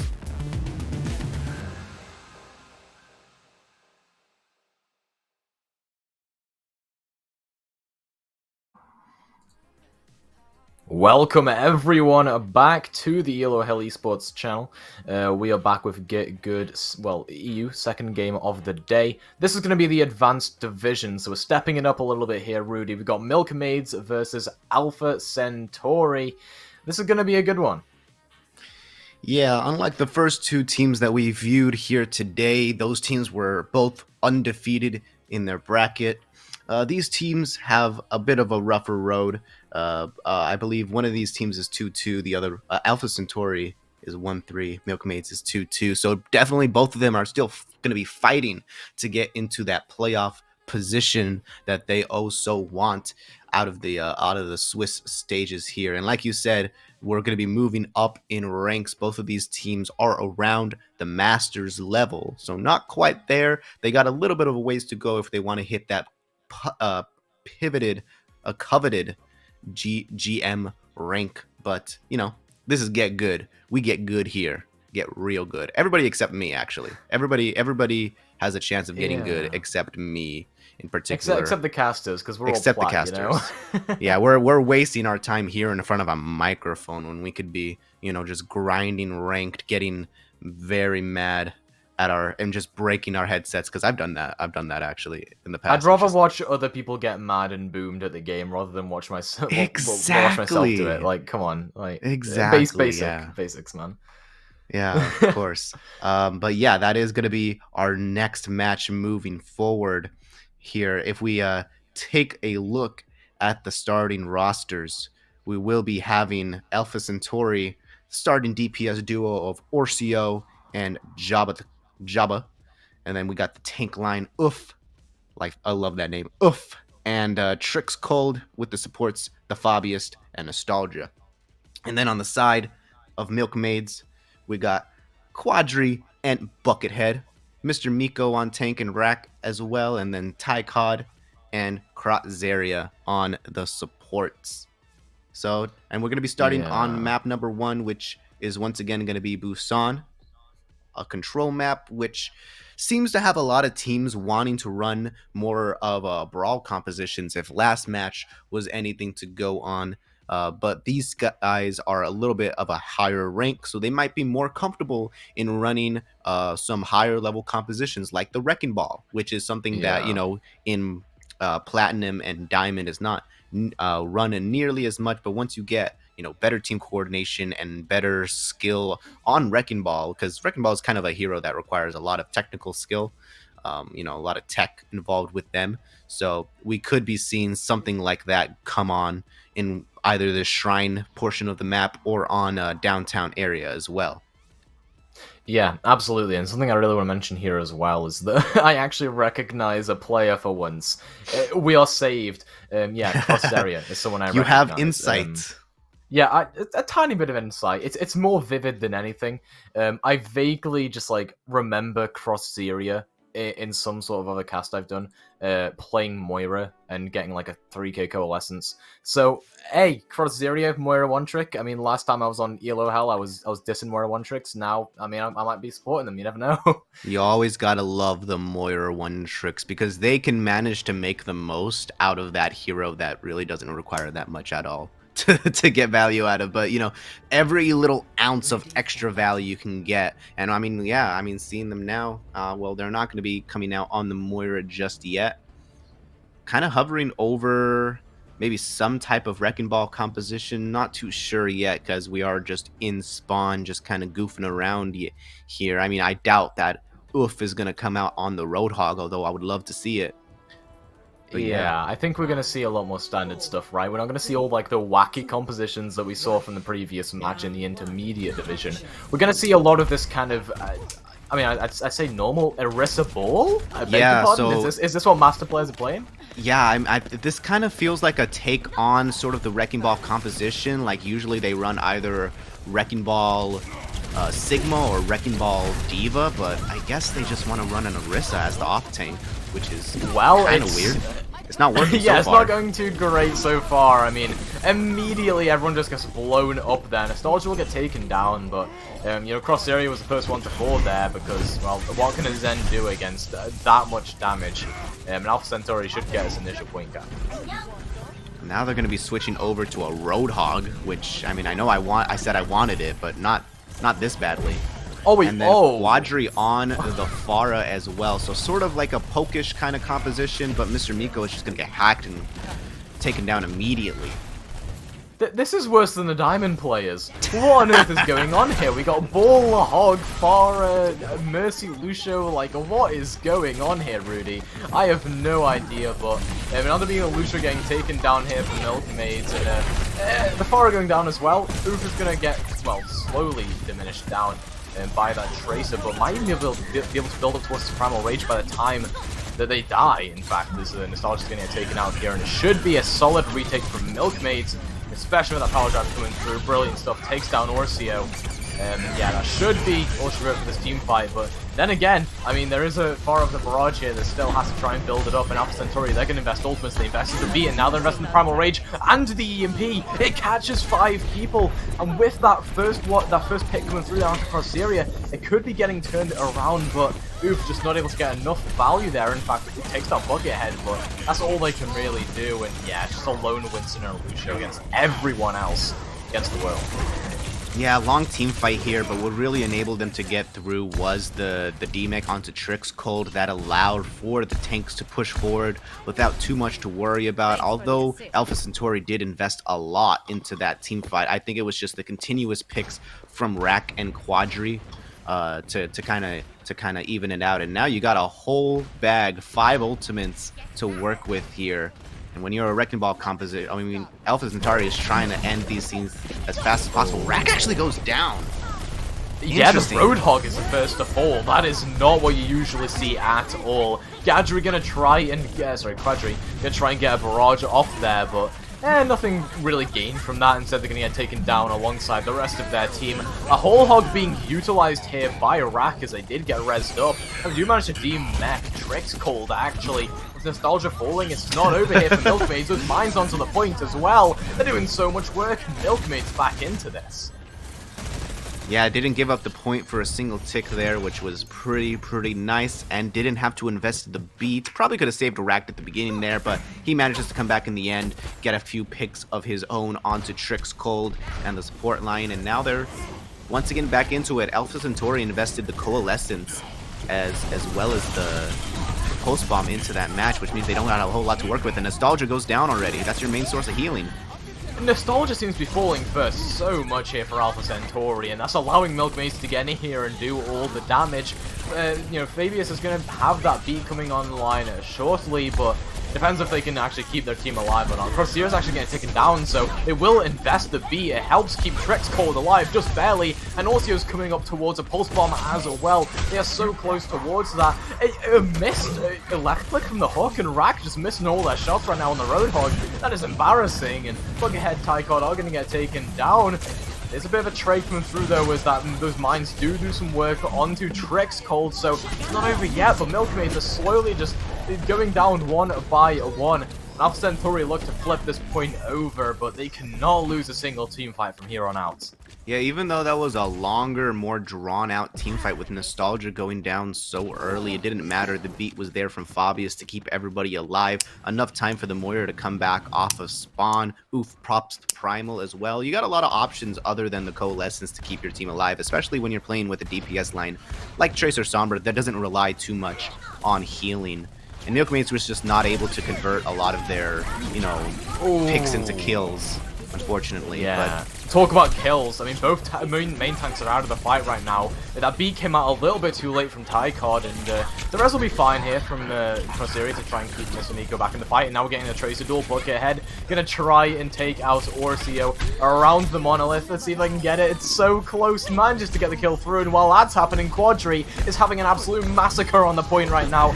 4k for them. I'm looking for a 5th one onto the Winston as well. It's looking good here for Milkmaids, and yeah, there's the 5k we were talking about. Make it 6, why not? Got a Wrecking Ball on point you need to deal with. Doesn't matter, Quadri is just picking up the rest of them. No problemo whatsoever. I mean, the main tank's going down for both sides. Okay, well, actually, the fight is still going on. I was gonna try to end the round, but Quadri is just gonna commit a barrage onto spawn. No respect whatsoever. They don't care. Not like a certain other player that literally had the name tag, I don't care, in the last match. Channeling a lot of their energy. They were actually doing some great work on the Pharah last match as well. Yeah, but was it that good? I mean, come on, that was like at least 9 kills in the final 45 seconds there. Brilliant stuff coming through there from Quadri. Really making a name for themselves on this projectile role. And Alpha Centauri, they've got to bite back now. They've got to answer back with this kind of brawl composition. And I like this. I think this is the kind of... the composition you got to play if you want to control the tempo, because that's the entire idea. Play fast, control the tempo. Yeah, it's going to be the mirror match this time. No wacky shenanigans on the side of Milkmaids. They're just going to play straight up brawl. Both sides opting for the Mei instead of any other option. So going to be seeing a lot of emphasis on who can get the most values out of their walls. And early wall from Alpha Centauri will not be finding too much. Yeah, Jabba not really getting too much off of that, and a brilliant boop actually from Fabius to keep everyone offended off for a moment here for Milkmaids. Shield gone down here though for Oof, they're gonna slowly get chunked down. Nice flash there onto Mr. Miko, but nothing gained, and it's just these little things that are building up towards the final engagement, which ends up looking to be in Milkmaid's favor, but Quadri has fallen. I'm not entirely sure how that happened, losing to the enemy Cowboy. That Mei's kind of caught out of position there, Jabba unable to keep themselves up, and yeah, Mr. Miko free to just swing in, do a lot of damage. In fact, a missed slam there actually, and Oof gets 2 with a Fire Strike, 3 actually if you count that Diva mech, and they've turned things around single-handedly for Alpha Centauri. That was a Fire Strike Amp Matrix combo right there actually that manages to catch the 2, one of the most deadly ultimates in deadly ultimate combinations in Overwatch. And now you got Oof with the shatter that they can use. Mr. Miko kind of whiffed theirs in the beginning, but it doesn't matter. They got a window of their own, but massive shatter. Don't care at all. There was a flash shatter as well. Brilliant stuff coming through there. I mean, Alpha Centauri, they're getting into their groove of things now, you can tell. That's a team kill coming through from them. Oh, and okay, a little bit of a pause here. Might have been an automatic pause in association with maybe some kind of disconnect, or looks like one of the players or 1 or 2 of the players is lagging. But yeah, Alpha Centauri definitely taking 2 very comfortable team fights. But if you're on the side of Milkmaid, there were 2 very fast team fights, and the point only flipped over after the first team fight had been completed. So you still got plenty of time to come back into this. But you did try to commit windows into that last fight, which didn't work out too well. Unfortunately, you won't have it for that next fight. I think both teams were working up towards a beat as well, which could come in handy against like something like a Diva Bomb or a Shatter. I believe that who's the tank on the side? Oof is working towards his next Shatter in this next team fight, which he will once again have. Well, actually, no, he just used his Shatter. I mean, Mr. Miko on the enemy side is working towards their Shatter that they lost in the first team fight. So they will have that to work as well. But Alpha Centauri in a pretty comfortable spot right now. Yeah, absolutely. I mean, you know, they are a point down, but it doesn't even look that way. It just looks like they're putting up a very dominant performance. Sure, that first fight was very scrappy, but, you know, they kind of won it off of that whiff from the enemy Reinhardt, right? That Milkmaids, they kind of just missed Miko with the Shatter. And you said they were building up towards a new one? No, Oof is kind of lapping them right now. Never mind. Oof proving me wrong. I thought he was better. That's some tempo, though. Look at that. Well, they are better. Look at that. Base. Yeah, brilliant stuff coming through there. Cross area gonna fall first, and Oof now almost has that Shatter on the line if they want to win out this fight for certain, especially if that kill comes from Nostalgia. They've got to clutch this one up. Fabius is going to come through with the beat to keep everyone alive. With a bomb, I believe there was a flash actually as well to take Oof down. Brack managing to get that kill through. Nightmare Mortality Field going to save the members of Milkmaids that were frozen up by Jabba. This will be a flip coming through here, hopefully. And Quadri, yeah, manages to get the clean kills through. And that should be that. Yep. Alright, brilliant stuff. That was actually insane. Mr. Miko almost turned... Well, actually, they did turn that around with the pick onto Nostalgia there after Cross Area had gone down. That was actually a crazy pin there to kind of turn that team fight around. And now they were finally be in control. Some weird rotations coming in. Oh, it manages to juke them. Yeah, the slam actually comes through, but it's a bit of a panic shatter, actually, as Mr. Miko doesn't catch anything with it. The May will use to try and deny the value of that bomb from Trix Cold, and now the high noon from Orsio on the sidelines. Not going to catch anything, though. Instead, it's Oof that ends up falling, but this flip is good enough. I mean, it's taking up percentage regardless. Mr. Miko has also fallen. It is potentially winnable here. Quadri's going to take out Fabius, so it's at least in a winnable position for Milkmaids, and they will convert that into a team fight win. But they gained no percentage from that one. Once again, a great pick from Mr. Miko. Just does a lot of damage to Oof. Makes it so that Alpha Centauri is now on the back burner. But unfortunately, Alpha Centauri did manage to flip the point there. So not a lot of gained for Milk in terms of percentage. And once again, going for the rotations, the tricky rotations. But Window from Crossaria has the opportunity to put Alpha Centauri on the back burner once again. Yeah, absolutely. This could be huge if they get an Matrix Fire Strike through it like we saw from Oof just fights ago. We'll end up seeing if they get that. In fact, they got the high ground control, so this is brilliant. You can see the drop come through from Mr. Miko as well as that Matrix, so they're going to try and get the Fire Strike through, but they're just going to Blizzard at the same time as it as well. Mr. Miko taking down the enemy Reinhardt, letting loose the Shatter onto Nostalgia. Flank High Noon denied by a brilliant wall from Buckethead. And Alpha Centauri, they're investing into this fight, and they really should not be. There's 2 ultimates down the drain, and a brilliant 2-man boop as well from Taiko. Double boop, why not? Definitely gets you closer to that Lucio beat that you also desire. Fabius actually used their beat that last round as well, but unfortunately, Oof had already gone down at that point due to the Blizzard. Once again, going to be going under, completely catching Milkmaids off guard. Deadeye could find some massive value here. Oh, yeah, that wall was actually a little bit of a whiff from Jabba. Now the Blizzard and the Shatter will end up coming through, so a couple of players can be frozen up here. Milkmaid just having the enemy Reinhardt pinned up into the back. Bomb doesn't catch anything from Rack there, but Oof and Mister are going to be traded out. No run outs on the board means a very scrappy fight, Rudy, and that's what we're getting right now. Bomb comes through to try and zone some people off, and Alpha Centauri are now back in control. With Nostalgia gone, what can they do? Orsio is slowly going to get chunked down, and it looks like Milkmaid, they are in the driver's seat. They are the ones able to win out in this team fight, and therefore the map. They've just got to deny stalls so they're coming through. Nostalgia can't really get onto the point though. Maywall's preventing them from doing so. Back into Milkmaid's favor is the point, and no one's going to touch Alpha Centauri. Their hopes crushed at just the last minute.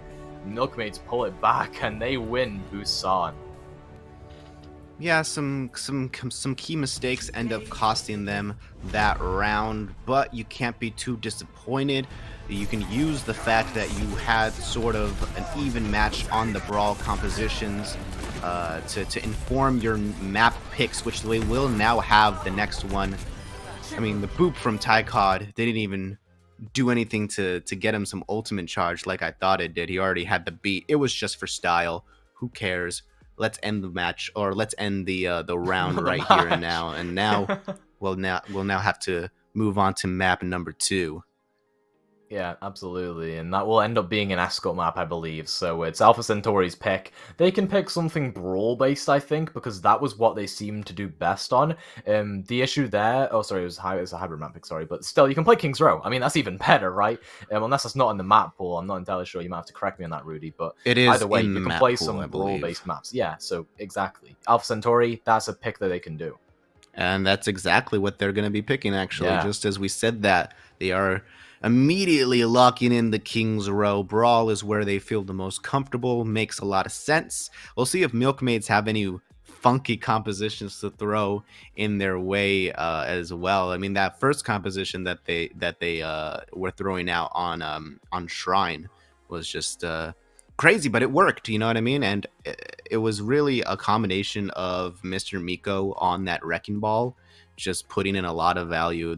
I know, you know, that a team feels really comfortable running Wrecking Ball compositions when you can run a backline like Lucio Mercy and it works for the Wrecking Ball, because, you know, as a Wrecking Ball, you're able to make it to health packs a lot easier to kind of sustain yourself without having to rely on your healers a lot of the time. And that's exactly what Mr. Miko was doing in combination with Rack, who just has his own heal.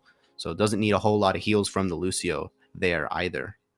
Yeah, to be fair though, Rack was falling first in a lot of this team fights. It wasn't that they had the healing to keep themselves alive, it's that they were the distraction while everyone else wreaked havoc. I mean, you saw what happened.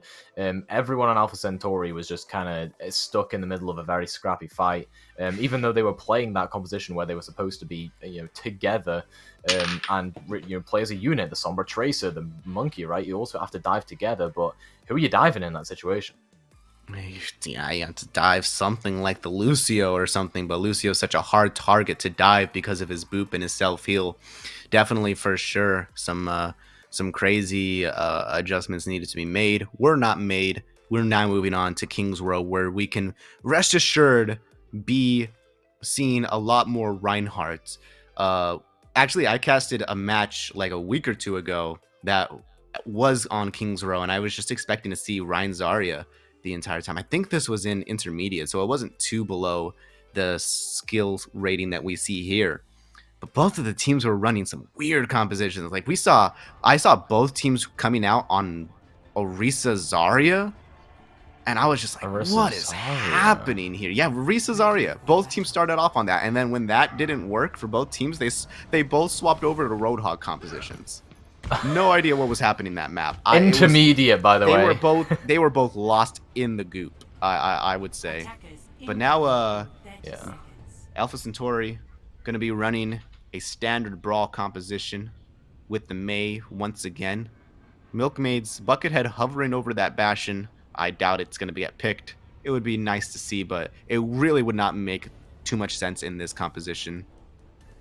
Yeah, exactly, and yeah, they'll go back over to the Mei there, so a very valid composition here for Milkmaids, just taking the, in fact, complete mirror, as we have had a pause, I believe, because I'm not sure if it's a production member or if it's an in-game person, has DC'd, but someone has definitely, lagged out and DC'd.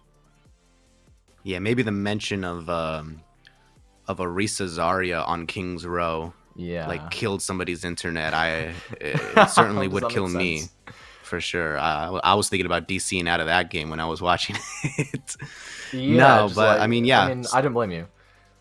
But standard brawl compositions on both maps. I mean, both of these teams looked pretty even going into that first map. It's just that Milkmaids eventually got the better hand due to some really good ultimates, I would say, on the side of their Mei player. Putting in some good ultimates, some blizzards to secure some team fights, while on the other side, Alpha Centauri was making some pretty wacky rotations on sort of that on Busan mecha base. So look out for that a little bit, see what they have to show for us. It is going to be Milkmaids on attack first. Yeah, and this is just an absolute mirror. This will come down to the little things, again, that we were talking about before. The Mei walls, the immortality fields, all that kind of stuff, but the wall was used earlier there, in fact, by both teams, so it's going to be one of those kind of scrappy fights where you're relying on flashes. A nice one comes through there onto Oof. Takes him down pretty low, but the immortality field is there, but now Crosshair can try and re-engage one of their own, but no, a wall actually comes through to try and deny the rotation from Milkmaids, but it doesn't quite go in their favor. Instead, Alpha Centauri are the ones on the back foot. A nice slam comes through there, doesn't even catch anything, but it's for style points. Orcio trades that onto Quadri, but the entire team is gone. And that was a very, very fast first point coming through here for Milkmaids. Yeah, Alpha Centauri actually tried to get ahead of the rotation coming in from Milkmaids. They tried to go in after them through that little room because they noticed that Jabba was kind of they noticed that Buckethead was kind of lagging behind the enemy team. Oh my god, look at this. Maywall's going to catch Mr. Miko completely off guard. The lamp's going to be thrown in to save them. They actually get out with their lives, but Buckethead meets the dust. Yeah, unfortunately, the immortality field didn't last that long. And Rack, you think you learned your lesson. You get walled off there, so does Quadri, and you're going to get taken down. Milkmaids need to stop with the hubris. They need to start playing a bit more consistently because they've been caught out by Maywalls in the past 2 fights. In fact, that was 1 fight, but it was twice in a row. Alpha Centauri is being very aggressive here on the defense. Obviously, it kind of bit them in the behind on that first point, but so far it's working wonders for them. They now have control over this archway where they wouldn't have otherwise. And now a bomb too. Quadri goes down. But Yeah, it doesn't really catch too much though. Instead, it's going to be Alpha Centauri coming out on top in the pick advantage. 4 kills there coming through. Mr. Miko's going to buy back though. An Earth Shatter onto 4. His baby has managed to take down Cross Area, so I'm not entirely sure if it even matters. Nah, Milkmaids. They, again, another weird investment from them, but Miko's been known for those weird shatters here and there, and Alpha Centauri, they've still got to try and hold up at the choke, because there are players returning from spawn. Milkmaids, they're coming back with a vengeance. Look at this. They might get a DMAC onto Trix Cold if they're quick, and they are. Managed to take him down there. Blizzard as well will end up coming through. Milkmaids, they want to try and clean up on this May. Might manage to take him down. Yep, Java gets taken out of the fight and removed. And, well, that turned around very quickly for Milkmaids. Yeah, both of these sides, I think Milkmaids is starting to respond to the aggression from Alpha Centauri rather than trying to meet it with a bit more defense. They want to take the offense instead. And now Alpha Centauri, okay. Milkmaids, you got a window to work with here. Early Deadeye. Actually, the wall to boost them. Unfortunately, I was just about to say they're not going to catch anything, but Oop just dropped his shield.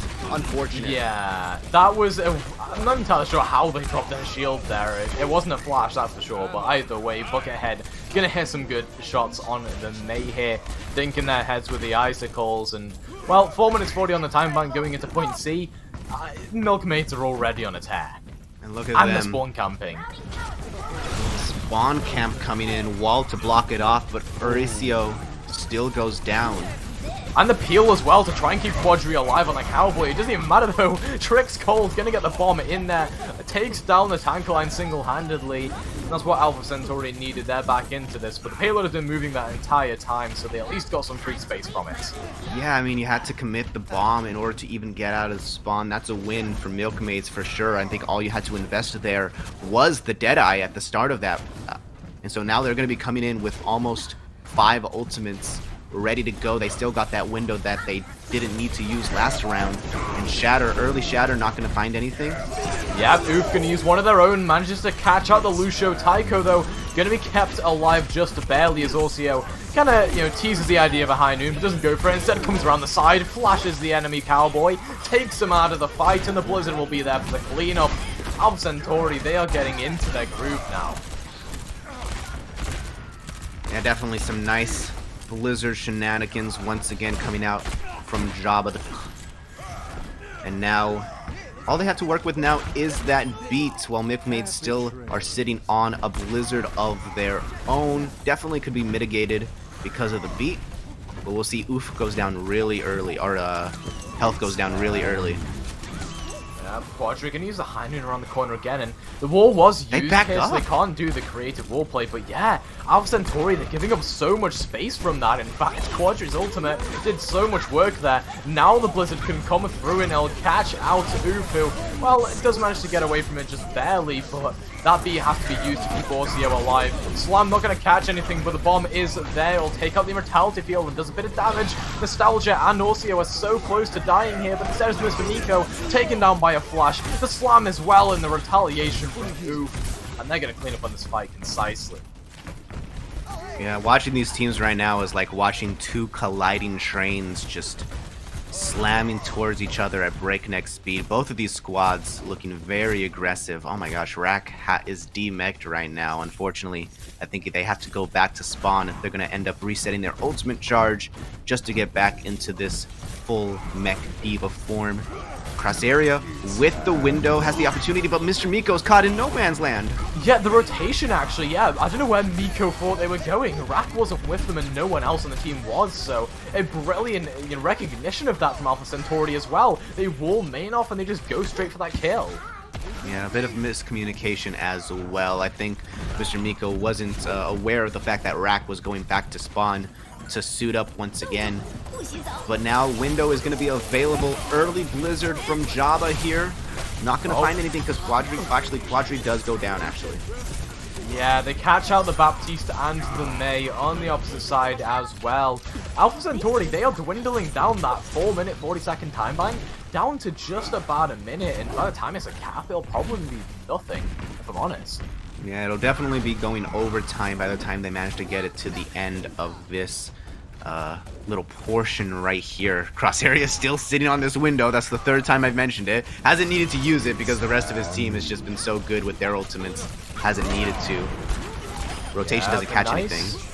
Yeah, nice high noon to zone everyone back, and again, Alpha Centauri, they know to give up that space. A flash from the sidelines, and actually a Blizzard as well, so Buckethead gonna get in there, right into the blunt, face of things.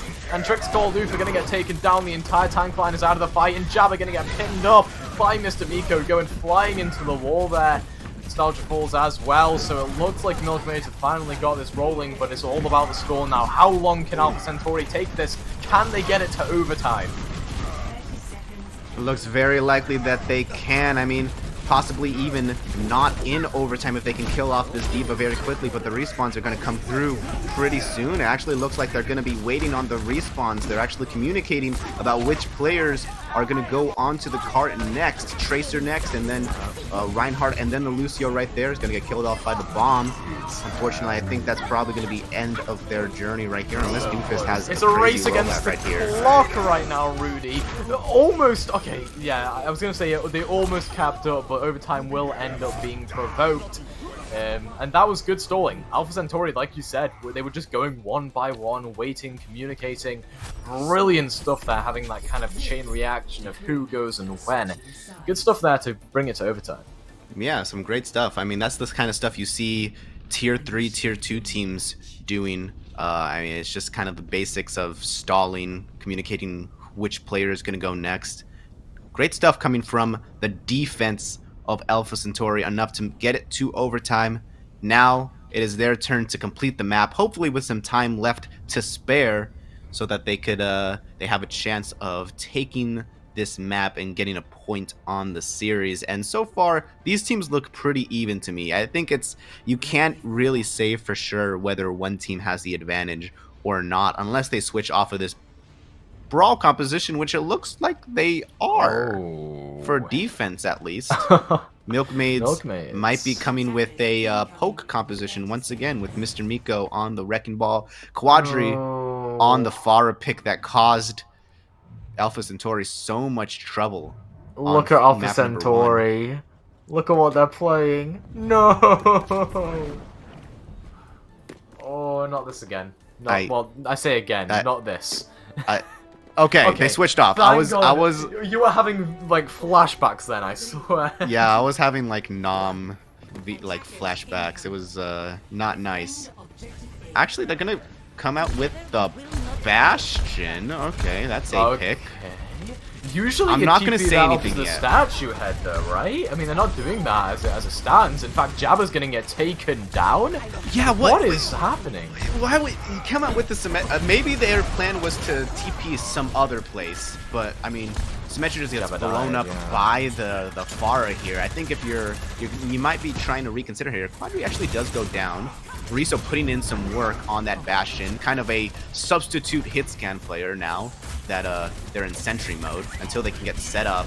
All right, now they're just set up right next to the bus, trying to take down Mr. Miko as they revolve around the little statue here. This is some weird stuff.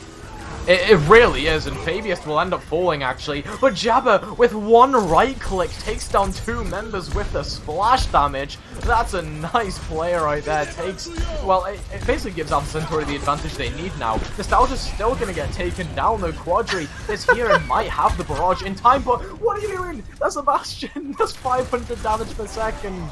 What are you doing, Quadri? I mean, Trix will still end up falling, actually. And Milkmaids up on this high ground are getting value. Taiko has found two on the Zenyatta, and they just have to pressure out this Bastion now, but they're not looking at the Bastion. Yeah, the Bastion's just kind of sitting there. Nobody's getting any presence on the point, however. Oh, this is a disaster for both sides. I can't tell which side is winning and which side is losing. I think they're both losing in this instance. Okay. If Quadri has the barrage now and the Valk to work with, definitely some sustain against some of the pressure coming out from Bastion. Your main thing is that you just need to stop the Bastion from setting up. You do that, and then you can pretty much wipe the rest of the team pretty easily because there's nobody left to deal with the. Yeah, they got a barrage though. Yeah, they almost take. Okay, they do take down the Bastion with the barrage with the help of Mr. Miko. Right place, right time there. And now look at this. Alpha Centauri, they're all stuck in streets. They're going to get slowly whistled down, farmed for their ult charge. Yum, says Milkmaids. They're taking all that for themselves.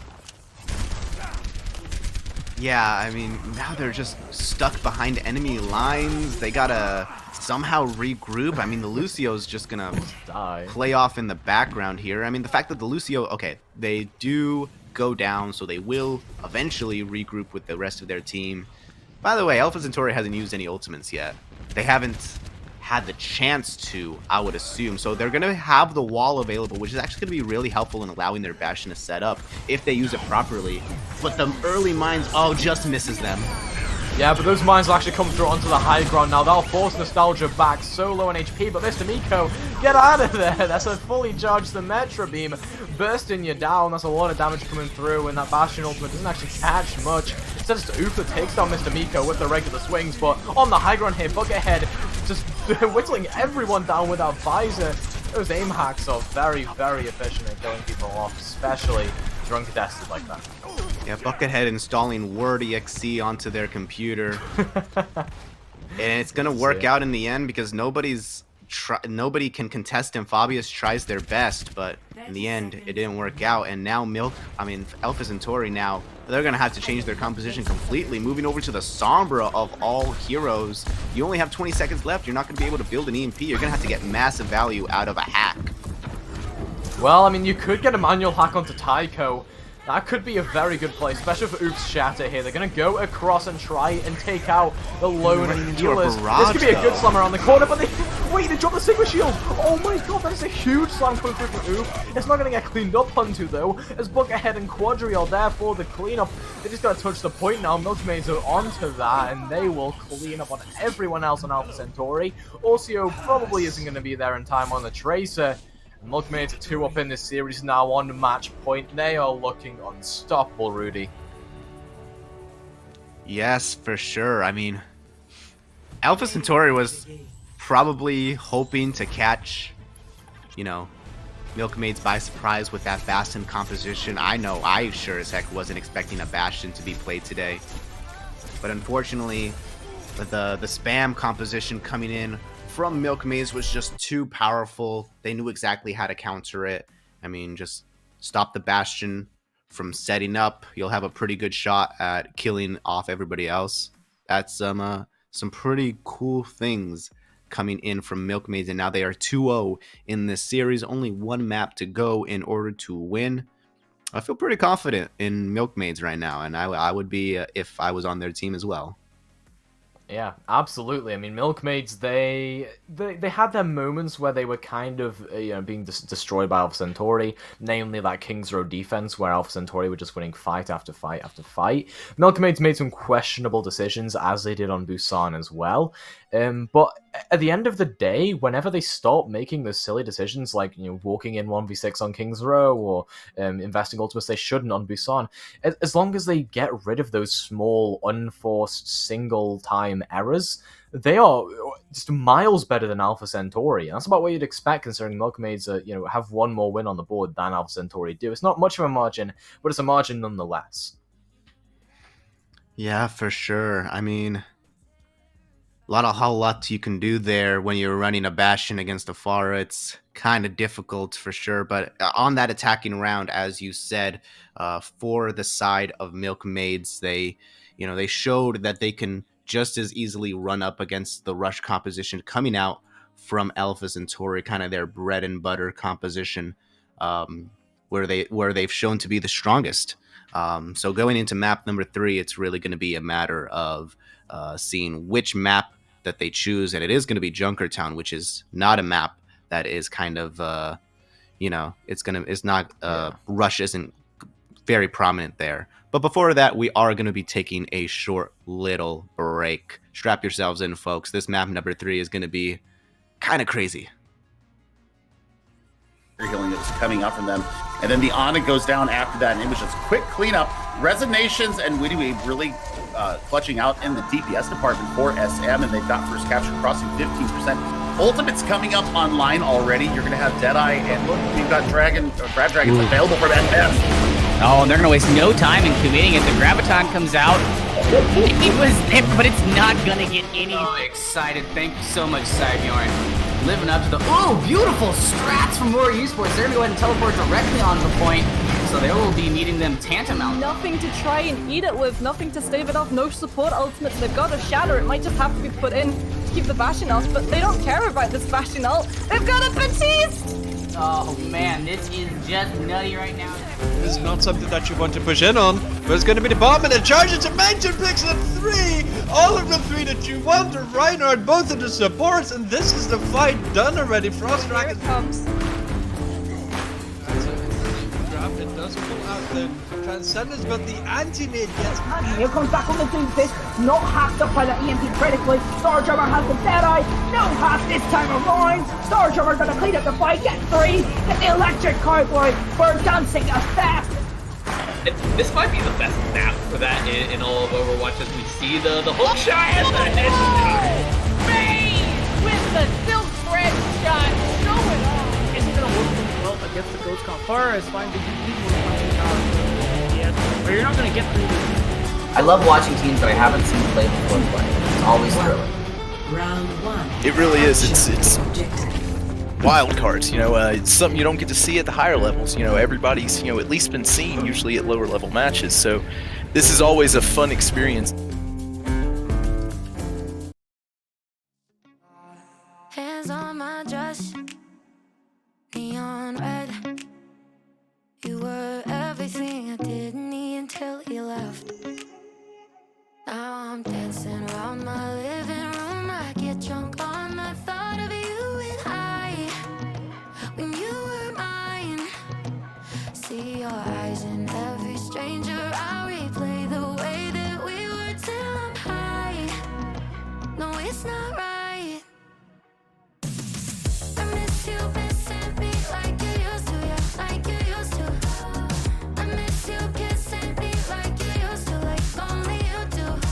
You know the good things are never as good as the bad, and your love is better than anything I've ever had. Oh, I miss you missing me like you used to, yeah, like you used to. I know you're gone, and you probably just forgot me. Yeah, you're moving on, but I can't let go. 'Cause I'm still sleeping with the moments, lying with your ghost. Now I'm dancing around my living room. I get drunk on the thought of you and I. And you're not mine. But I miss you missing me like you used to, yeah, like you used to. I miss you kissing me like you used to, like only you do. You know the good things are never as good as the bad, and your love is better than anything I've ever had. Oh, I miss you missing me like you used to, yeah, like you used to. Heart overhead, and I guess I love to watch the way you made me into a mess. I miss you missing me like you used to, yeah, like you used to. I miss you kissing me like you used to, like only you do. You know the good things are never as good as the bad, and your love is better than anything I've ever had. Oh, I miss you missing me like you used to, yeah, like you used to. You know the good things are never as good as the bad, and your love is better than anything I've ever had. Oh, I miss you missing me like you used to, yeah, like you used to.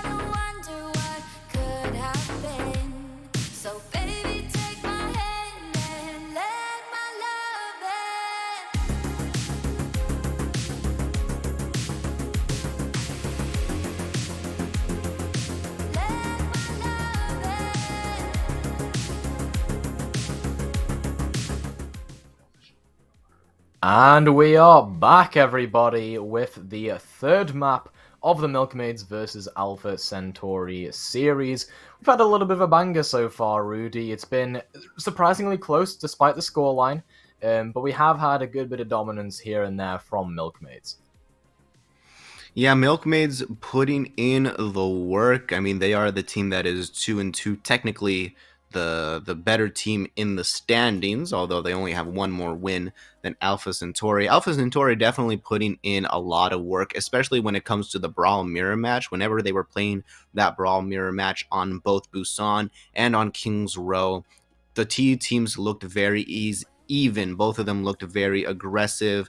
Mr. Miko and Uff definitely putting in work as those Reinhardts. But whenever they've switched off of those compositions, it's always been Milkmaids that have had the upper hand, whether it was kind of with their Wrecking Ball, Pharah shenanigans that they played on both maps. And I mean, Alpha Centauri tried to throw a bit of a curveball in their own way when they tried to pull out the Bastion on King's Row, which I enjoyed a lot. That was a lot of fun in my opinion. And now moving forward onto the next map, which is Junkertown. I mentioned before the break a little bit that I think this is going to be an absolute, I don't know what's going to happen here, because you got a whole lot of, you can no longer play the Brawl, which means it's now up in the air about what kind of composition you want to run. Normally it's double shield or some kind of bunker that you run with some kind of hit scan, but neither of these teams have really shown off their hit scan prowess at the moment yet. You can...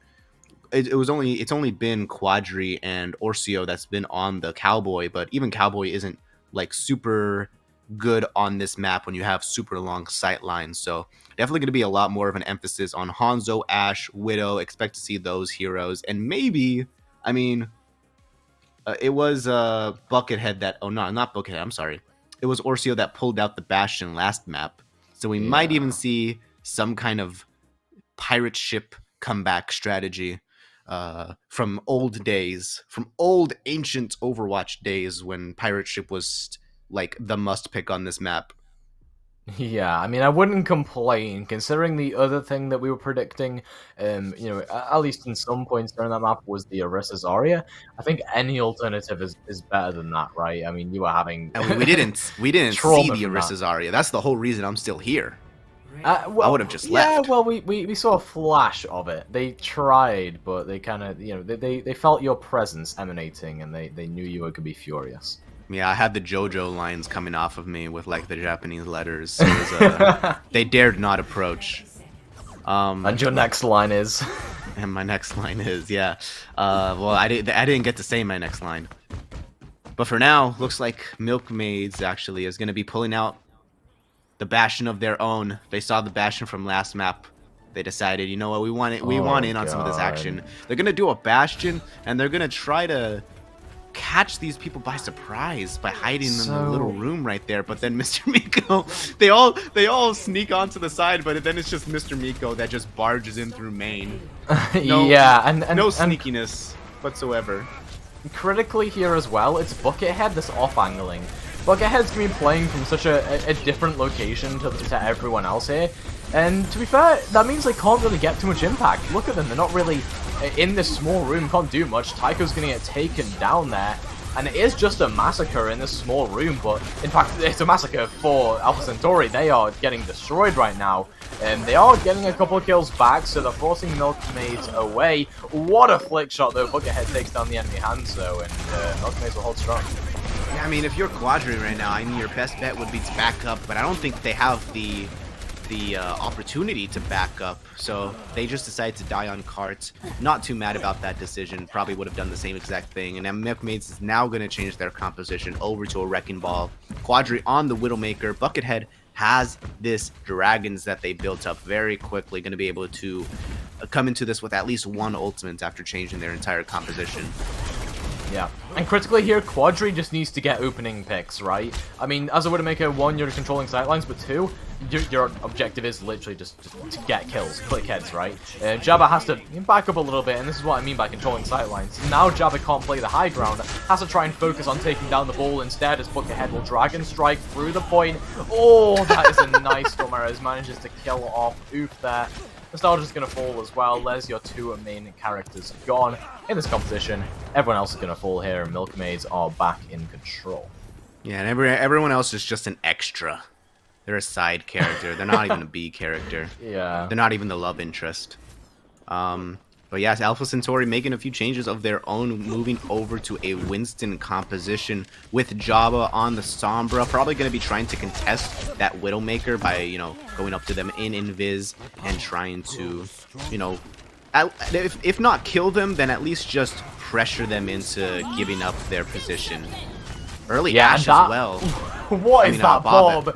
That is a sniper bomb just gone straight across the map into the back. Manages to zone everyone off and allow Jabba the space they need to get the kills through it. Yeah, straight up Leroy Jenkining it. True. Yeah, just running in without any support, but it ends up working out in their favor. He was the distraction. I think Mr. Miko was thinking about contesting right there. Unfortunately, the aggression coming out from Alpha Centauri once again catching out Miko by surprise. That hack is so powerful against the Wrecking Ball. You can't do anything about it. Indeed, and it's all just Milkmaids having to disengage now. They haven't got Mr. Miko with them, so they've got no disruption, and look at this. I mean, Orsio's immediately taken presence there up in the top left. Gonna get forced away by Buckethead on this Hanzo, who has been pretty good, hitting a couple shots here and there, and by a couple I mean a lot. Nice Dragon Strike comes through as well. That'll take down Jabba right as they try and grab a health pack. Quadri's gonna get taken out, but Oof just slams straight down to the ground in that Primal Rage form. Divamax gets taken out as well. Buckethead should be fine just controlling these high grounds and cleaning up on the remaining members. Yeah, nice little dragons meant that the res had to be committed onto Jabba when you really could have used it for Oof or somebody else. Okay, Mercy's not gonna get staggered out. They do catch the Sombra here, actually, maybe not. No. A little bit of jukes coming in from Jabba. Not too shabby. But for Milkmaids, you do have a lot of ultimates to work with. Double support ults, so you can very easily survive any kind of dive that's going to be coming in. Unless Jabba decides to pop the EMP, which they don't. They decide to move on to it. I think they wanted to try to bait out the Transcendence. It didn't end up working out, and picks just all around. Yeah, it is a very even fight right now. In fact, Buckethead has found 3 kills somehow, but it does look as if Milkmaids will come out, well, on bottom, I suppose, as Alpha Centauri come out on top, and Tycho gets taken down here. I'm not sure if Jabba wants to... Okay, yeah, they were going to try and clean up on this end, but they can't quite get access to that. Yeah, Oof is going to be... Oh my god, Mercy is going to be caught out in no man's land. Almost. That was so almost close. taken down there. Yeah, thankfully. Almost as that EMP now comes through. Mr. Miko's going to get caught by that one, and the Transcendence isn't even necessary. Buckethead's doing all the work. Kills the 3 remaining members single-handedly there. And yeah, Milkmaids, they are still in control. They're still fending off Alpha Centauri, even in that situation. Yeah, he was just waiting to use the Transcendence. EMP had just been used, so he's like, I get to press Q now, even though it doesn't really do anything. Now Alpha Centauri has a couple of tools to work with here. Primal is definitely going to be very useful in contesting either Cross Area or Buckethead, who are, you know, just sniping from long range. Jabba might get a manual hack onto the Zenyatta, which would be very helpful. Actually, is a manual hack onto Rack, who just gets antied. Yeah, the Sigma Shield's gone though, so there is a lot of damage that can come through here, and you can see it right there. A little bit of a Mercy dip coming through as Fabius whips out the Glock, takes 2 down. Oh my lord, Fabius is popping off right now. Look at that. I mean, you can't see eliminations there on the stats card, but Fabius definitely popping off a little bit. Which is a shame, because Battle Mercies deserve more recognition in today's society. Mr. Miko going to be contesting. I think he will allow the rest of his team to... Never mind, actually. I eat my words. No. Yeah, no contest there from Milkmaids. In fact, a couple of them are going to get caught out of position here. You see Rack a little bit too far up. Quadri did take down Orsio, though. So the soldier's actually able to deal a little bit of damage with that Pocket Mercy, but unfortunately not enough to save Rack. Yeah, not enough. They don't have a good enough angle to get inside that little room right there, so they will back up, try to get onto the high ground here, but Alpha Centauri reads them like a book. Mr. Miko goes down once again. They just have his number at this point. Yeah, and it's situations like these that make me wonder how on earth Alpha Centauri are 2 maps down in the series. They're playing amazingly right now. Where was this form in the first 2 maps? Well, to be fair, in map number 1, they went up against a Roadhog Lucio, and then in map number 2, they went up against... Actually, no, they were the ones playing Bastion. What am I talking about? They went up against Quadra and the Pharah. That would give anybody a hard time. True. Critical getting it 2 with the bomb here, and Mr. Miko's actually biting back as well. Gets 2 with a mine, so it's looking like both of the tanks just want a little bit slice of the fame here, and roll through comes through. Mr. Miko's going to try and harass that Sombra. Almost gets fluxed up, forces them back, and that's a D-Mech definitely coming through there into Trix Cold. The Milkmaids, they're going to be regaining control here, and it's a minute remaining, and Alpha Centauri, they've got a couple of ultimates to use for the next fight. Still going to be hard to win, though. Yeah, Mr. Miko may have gone down, but he accomplished his goal, getting his team enough space, allowed Quadri and Buckethead once again back up onto that high ground. Nice flux from Rack to kind of finish off the D.Va on cart. And now they will have a superior position for this next team fight. Actually, okay, Buckethead gonna go back up onto high ground. Never mind, he's gonna fall down. Yeah, that was unfortunate series of events right there. Yeah, that's what happens with wall climbers sometimes. It's a little bit of a buggy ability, I'll tell you that much. But now Oof is going to be going in with the nano boost. He might even use the primal rage if they really want to. Going to contest the enemy soldier. That is a very, very quick dive onto them, but kept alive by that Transcendence. But these boosts forward are going to be so impactful. That Discord, though, Oof is on such low HP. Orsio is also going to get taken down here, it looks like. And they have to try and touch the point, but they don't touch it. There was no one there. Unfortunately. Yeah, the Dragon Strike coming in very handy. Yeah. There's a dichotomy between wanting to touch the cart to continue to play the video game and also not wanting to die to the dragons and not being able to play the video game. Play the video game or don't play the video game. Very hard choice. But they will stop the cart right there in a very comfortable spot, I will say. Milkmaids definitely have a good opportunity to finish off this series if they manage to make it all the way. It just depends on what composition they want to run here. I'm excited. Yeah, absolutely. And our stats producer just told us, yep, 2 final blows there for Fabius, so definitely making an impact on the Mercy. Now they're on the Lucio, which is a bit more of a fragging role where they're expected to get those final blows, but 2 final blows on Mercy is still impactful, we'll say that much.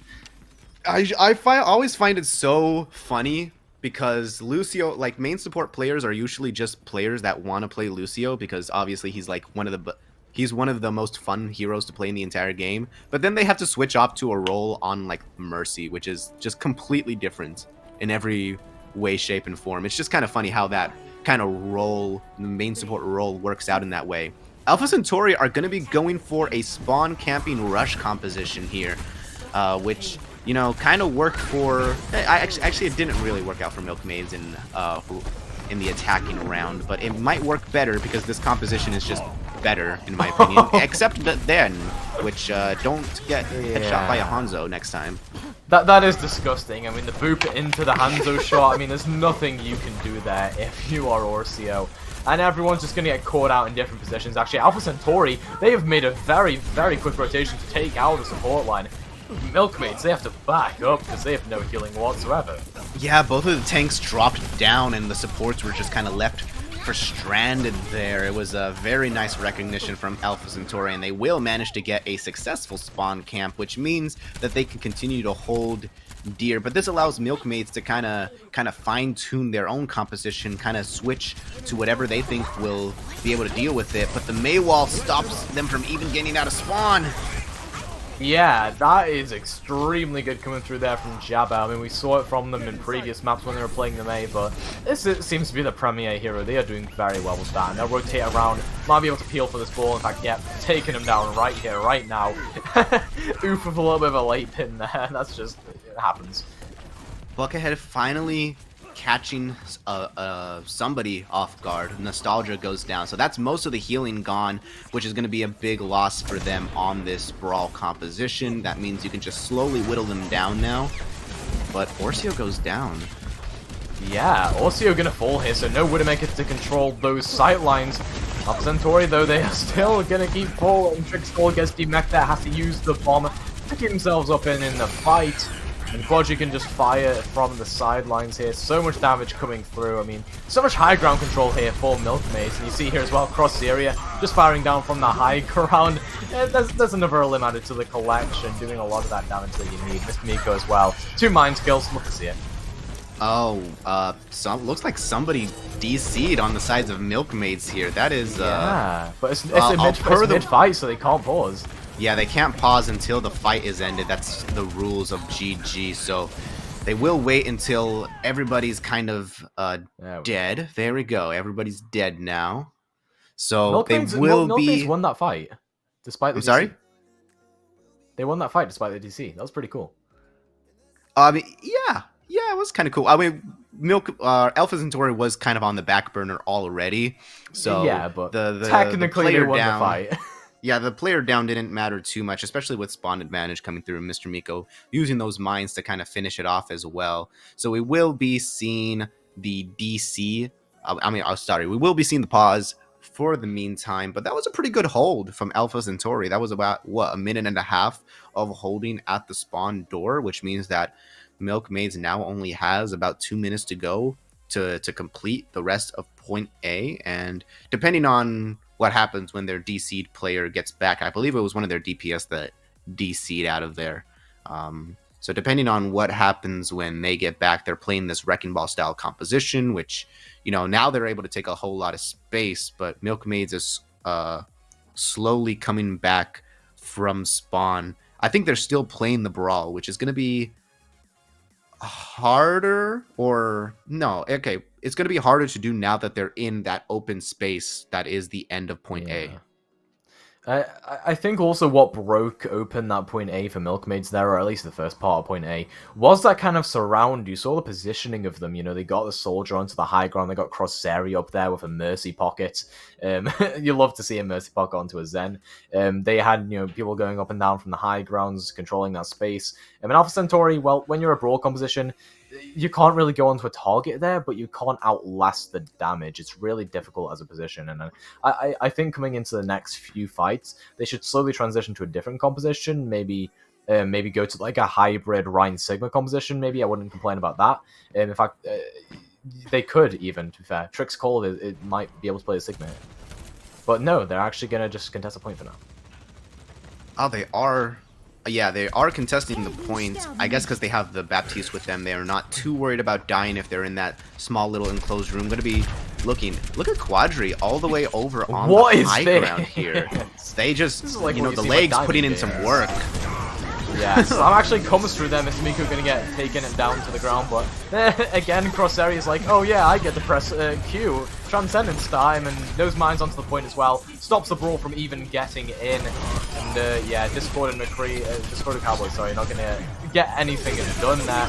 And now Gauge Matrix actually comes through here as well as a Blizzard, so they really want to deal some damage onto that point, but where's the kills? I mean, Rag gets taken down, but everyone else can just spam out. Crosseri is all the way over here on the flank, and still able to deal damage, but Mr. Miko gonna get taken down by Jabba.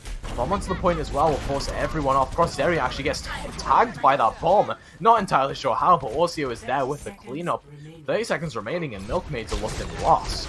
Yeah, they're putting a lot of emphasis on staying on this card. Maybe it was the DC or it was the time that's getting to them. The pressure is getting to them, and now Quadri's gonna be moving over to the Pharah to try to make some of his magic work. Swap. Buckethead with this Dragon Stripe could flush them out of the room here. That is a very good way to flush them.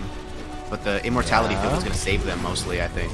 Orcio on the backside as well, so low on HP, trying to find a position to get that high noon off, but just cannot do a single thing. Quadri coming through and dominating on the Pharah, as we saw in the previous maps. 3k for them there. They might get a 4th one here as well, and Milkmaids, it's OT, but they have got a very, very good chance of it. Yeah, they still got one team fight left to go, and if Orcio if Orcio's really smart about this Deadeye that they have, they could easily take care of the Pharah in the sky, because there's not a whole lot of places for the Pharah to be in the sky. They have to be really careful about this, and they're going to be moving over to a dive composition as well. Try to get some pressure onto that Zen Mercy backline. Are they going to touch? They're not. No, it looks like they just want to control the high ground, which I don't blame them for, right? You've got a ball there, there's a Pharah, there's a Hanzo. You need to stop them from getting this high ground. Yeah, for sure, and that's going to be their main priority now. I thought there might have been a chance that they could have contested the first point, but they're going to save everything for now. Maybe they want to build some ultimates up as well to try to use, because Milkmaids have a pretty decent ult advantage going into this next one. Rack gets melted down pretty early, actually. Yeah, Rack tried going for a cheeky off angle on the Sigma, but immediately hacked up there by Jabba. Hanu from Orcio going to try and zone everyone off. Mr. Nico antied up in the small room, just getting just destroyed in there. But while that's happening, Buckethead's gotten 2 kills on the Hanzo here. That's a lot of damage coming through here. Might need some Black Seal for that. Yeah, great anti onto Mr. Miko. Unfortunately, while the rest of the team was capitalizing on that, Quadre was raining down from the heavens, as they usually do. I think Quadre has just been a consistent force on this kill feed every time they've swapped onto the Pharah this series. Definitely putting in work on the Milkmaids. But now Alpha Centauri will have the EMP, one of the most powerful ultimates in the entire game that can just completely kill off any team fight, any chances of losing a team fight. Yeah, and now Winston has to try and just dive in because they're getting poked out by the Pharah there. Quadri's not even going to get taken down as soon as they're slapped up. I'm pretty sure the Diva woke them up. Buckethead and Mister are going to come in with a couple of kills. EMP though from the backside, it'll catch on onto all 5. It's up to everyone else to try and clean up on that one. The Nano Boost will end up coming through onto the Diva. They're able to get the cleanup through, and the Tiger is going to whip out the pistol. Manages to de-mech the Diva, forcing out that remech and self-destruct. Buckethead though manages to kill off Orcio, looking for a little bit more. We're going to get dove into this tiny room, but they have the health back and the mercy to keep them up. Nothing gained there for Alpha Centauri. They have the point presence, but the Dragon Strike will force them off it now. Milkmaids can start moving forward a little bit here. They've got the Transcendence. They're trying to get in and deal some damage. Nostalgia's going to get taken out here by Quadri into the back. The Milkmaids look like they've taken this team fight unless Fixgold manages to actually get some value on that baby Diva. And Taiko's going to fall as well. Alpha Centauri, are they coming back into this? They've got the rally as well. That's so much support and so much sustain onto their front line. And where's the ultimates for Milkmaids? They've got nothing to work with. Yeah, it was a combination of the spawn advantage and Trix Cold staying alive on that baby Diva form with the self-destruct and everything, but it will be Alpha Centauri taking this series with some nice little plays on defense to secure them. You know, a lot of time lost on Milkmaids attacking around, trying to figure out what the heck to do against that Brawl composition, and even the swap onto the Pharmacy was not enough to save them this time. Definitely a good map for sure. Yeah, I mean, this map was just a complete turnaround on what we thought we would see, right? Sure, Alpha Centauri, they had a brilliant attack. They got it, close to the end, but generally it looked like Milkmaids were in control for most of it, as well as that little bit of a smart play with the Dragon Strike on Milkmaid's defensive round, where they just forced everyone off the point. But that wasn't that same type of decision-making, the same type of playmaking on their offense. They just kind of situated someone on the flank, situated cross area on a high ground. They hoped that the crossfire would do something, but they never had the follow-up. They never had the conversions on those team fights. And generally as well, it just seemed like those team fights were being extended long enough that some sort of clutch play could come through for Alpha Centauri.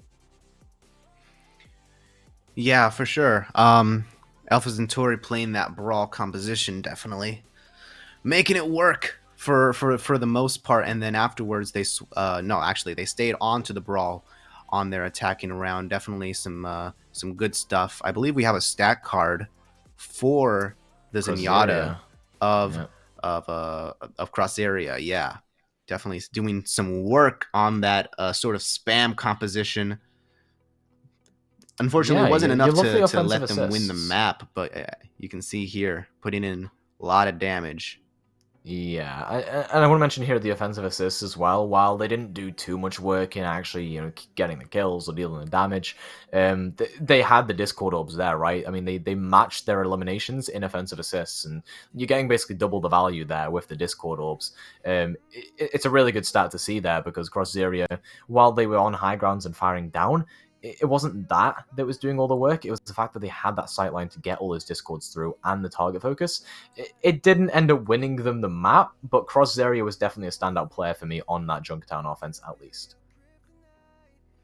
Yeah, now going into map number 4, it is going to be Assault, and we are going to be moving on to Anubis. Once again, we saw this in the first series as well, and in that first series, there is a very significant focus on the Pharah play that really drove, their team to their victory. And I think if Milkmaids might have a similar idea with this Pharah. So far, it's given them the most success playing it. I mean, it almost won them. It almost won them that Junkertown offense. If a few extra things had gone in their favor, definitely could have brought them to the 3-0 that they wanted.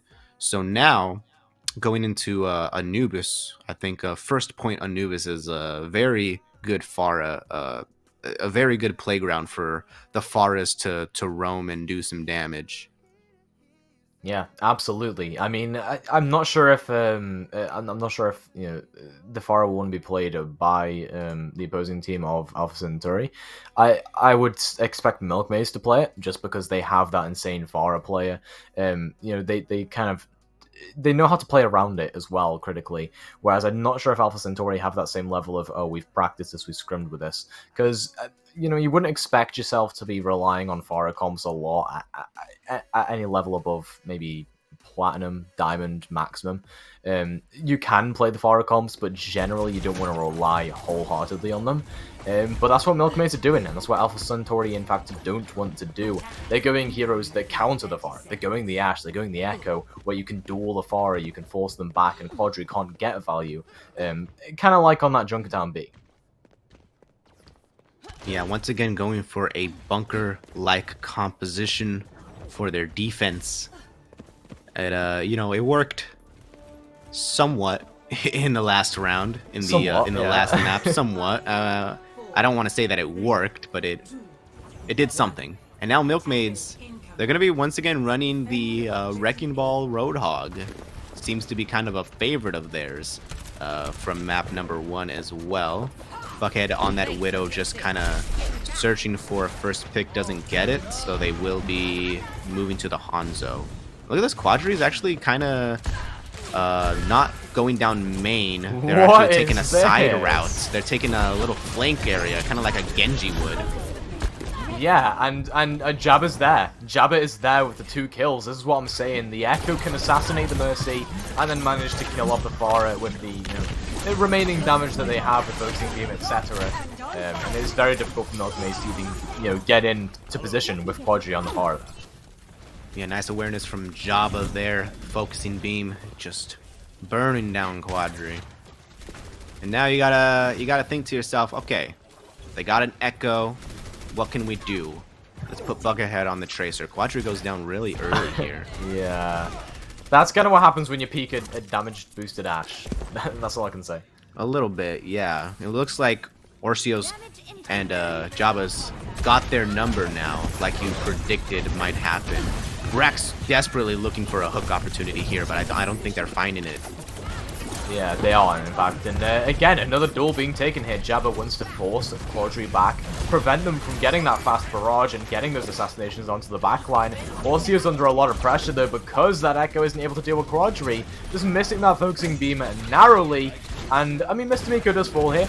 Now there will be an attempt at a 1-clip onto the Mercy. That Fabius going so low, taken down by Taiko. Of course, Zarya is going to pop this Valkyrie. They really want to try and maybe get a res onto a rack here, or at least get some extra damage coming through. And, wow, oh, no. Quadri's going for the spawn camp. Oh, no. You hate to see it, but also not really. Quadri's just doing everything they can to put some pressure. I mean, Fabius is their main source of healing, and it's allowing Jabba to be so aggressive. So if they can get the Mercy out of the fight as much as possible, it is. But that also means that Quadri is not going to be there for the beginning of this team fight. Yeah, and Quadri's actually just going to get the barrage straight in, right? Just concussive blasts back from spawn camp and the Mercy, and then manages to get 2 kills. I mean, what more do you want there? Brilliant stuff coming through. and they will get this cap up. It took them a while, though. That did not feel like 2 team fights. That felt like it was 3 or 4. Yeah, I mean, kind of a staple of Wrecking Ball compositions, just the team fights last forever.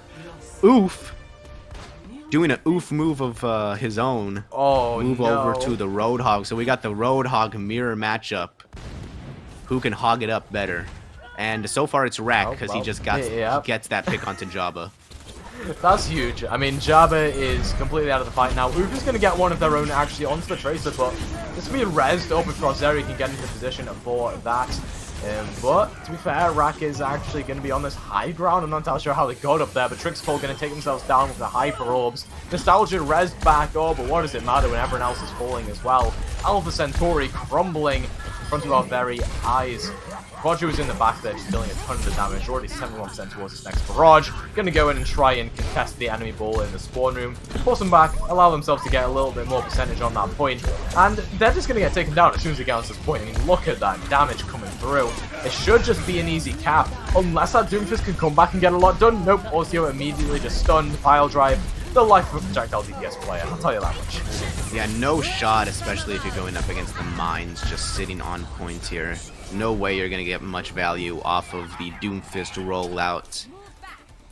And like a typical flex DPS, your fate is sealed by forces that are not out in your control. But, well, I was going to say but and then say something positive for the side of Alpha Centauri, but there really wasn't. You got a 3-minute time bank. It's you gotta do some work on your attacking round. That's what you gotta do. It's not impossible, right? Because Alpha Centauri, you can play the rush on Anubis offense. It's not the greatest thing ever, but you can play it, and you can try and just maul down the front line, which I think is Alpha Centauri's best bet here, because that was what they were good on in the earlier maps, in my opinion. Yeah, for sure. If you're a sadomasochist, it's probably a good idea to run rush here. You're right, it could work for sure. It's just torture in every way. Yeah. But it looks like Milkmaids are going to be sticking with the tried and true Pharmacy. Not much to say here. Once again, running the Roadhog Wrecking Ball. Worked pretty well for them on that last point. Like, it's going to be weird, though, to see them... Or to see them... Actually, no, because you can put Rack onto that position where he can heal himself. He can just kind of... Like, where the Mega is, you can just have him kind of center around there. Like I said, like you said, make him the target, and then Quadri and Buckethead just spamming him damage wherever they can. Alpha Centauri gonna go for Winston Rush here with Lucio Moira. Yeah, so this is like kind of like a 6-man without the Reaper. You're playing a Tracer instead of it. And I think that's probably just because of Orsio's comfort pick. I reckon you would rather play the Tracer here to deal with Buckethead, to get into the back, deal with cross area, They're that going back kind to of spawn. stuff. So, pretty good. But yeah, are they gonna swap? Yeah, on it? On a brig. Okay, they're going to a more standard dive. More standard, trying to keep that backline away. But that also is going to mean that the backline is kind of exposed to the Pharah if Trix isn't careful enough. So it's going to be interesting to see here. Indeed, and Trix really needs to protect the backline here from the Pharah. Quadri's already just building up the damage. Rack takes down Orsio as well. I think that was a hook into a left click. Oof and Trixcall, though, they collapse onto the Pharah. Mercy, they went a little bit too far there. Now the neutral hack can come through. They're not going to catch anything, it appears. Just holding right click, hoping for the best, but doesn't quite happen there. Instead, they get the Lucio quite low. They're going to just, again, hold right click. I mean, that's a life of the Summer player, I guess. And yeah, Rack is going to get hacked up there finally after 1 million attempts, taken down. And that should be the point, but Jabba is taken down, so Alpha Centauri still... You know, they're in a bit of a precarious position, especially with Fabius going down as well. Quadri's coming back into this, has a barrage if they manage to get Trix out of that mech, but it doesn't even matter. Everyone else is back. Buckethead's going to come back, get 2 kills here on the Tracer just in the neutral. Looking for a third one onto Oof as well, just doing a lot of work while Quadri is absent. Yeah, that was interesting. Trix, okay, well, we're going to see the pause here, so I have a little bit of time to think about. Quadri is managed to get back into that fight and was taken down almost immediately, but that allows for the tanks of Milkmaid to get back into it, do some damage, and Alpha Centauri ends up losing that fight, probably because they weren't expecting some sort of recontest to come in through the first place, I would imagine. A pretty weird way to lose first point. Yeah, absolutely. I mean, it was a little bit wacky, to be fair. Like, that was a scrappy fight towards the end. I was surprised that, they could even come back into that. But yeah, Milkmaids came back into that. It's brilliant stuff. And really, on Anubis, I expected Brawl. I genuinely expected Brawl there, but it seems like Alpha Centauri just don't want to play it. They want to play that standard dive where their backline's exposed, but I can understand why. You want the Brig, you want the Honor, you want to deal with the enemy ball. But changing the entire composition just to deal with a ball, like, that does not feel right to me. Yeah, I mean, you do have the Sombra there to try to deal with the Wrecking Ball, but I mean, your main concern probably isn't the ball so much as it is the Pharah that's been just a pain, a thorn in your sides this entire series. So it is interesting to see them. I mean, they did manage to make it work, that fight, just based off of the fact that Quadri kind of went very deep into enemy territory. But now they're only going to have 2 minutes left. Thankfully, they do have their ultimates available that they didn't have the first time, so Nano Monkey is definitely an option you could use here, or even Nano Brig. Never mind, don't Nano the Brig. Yeah, they're no dead. Brig. Nanoing the Brig would be silly at this point. Oh, wait. Wait, what? Quadri just on the high ground? Okay. You do you, I guess, buddy. Corsaria is gonna get the Valkyrie through, so they might be able to res up Quadri, if they're lucky, if they don't get peeled for by a Trix. But Jabba is here with that neutral hack coming through onto Rack, can't really keep themselves up. Finally gets to take a breather through, but now they can go for the EMP solo onto the back line, stopping that beat from even being possible in this team fight. But Rack has already done the damage, takes down Nostalgia, no Ana in his team fight, and no Mercy to res it up, so there's going to have to be Orcio on this point, maybe building up towards this pulse bomb, maybe getting a couple kills with that. Quadri has his barrage if they really wanted to drive this team fight home, but they didn't even need to. I mean, look at all the kills coming through here for Milkmaids, they can just save the ultimates. Alpha Centauri is just having a trouble finishing off these team fights. When you're playing dive, your main objective is to end these fights as soon as possible, but unfortunately the composition that Milkmaids is running is making that very hard to do so. You have Wrecking Ball running away, getting megas all over the place. Rack has his own healing ability. It's almost impossible to kill a Lucio, in my opinion. Okay, finally you have, once again, Nano Monkey. You're going to be able to do that, and or Quadri goes down. This is your best shot. That was a Brig bash onto the Pulse Bomb's bucket head. That got absolutely nothing, and now Alpha Centauri, because that Pulse Bomb didn't land, they can just walk forward. Their backline's completely intact. Finally, it had to happen, like, third time's a charm. So now they're going to be able to walk onto second point here.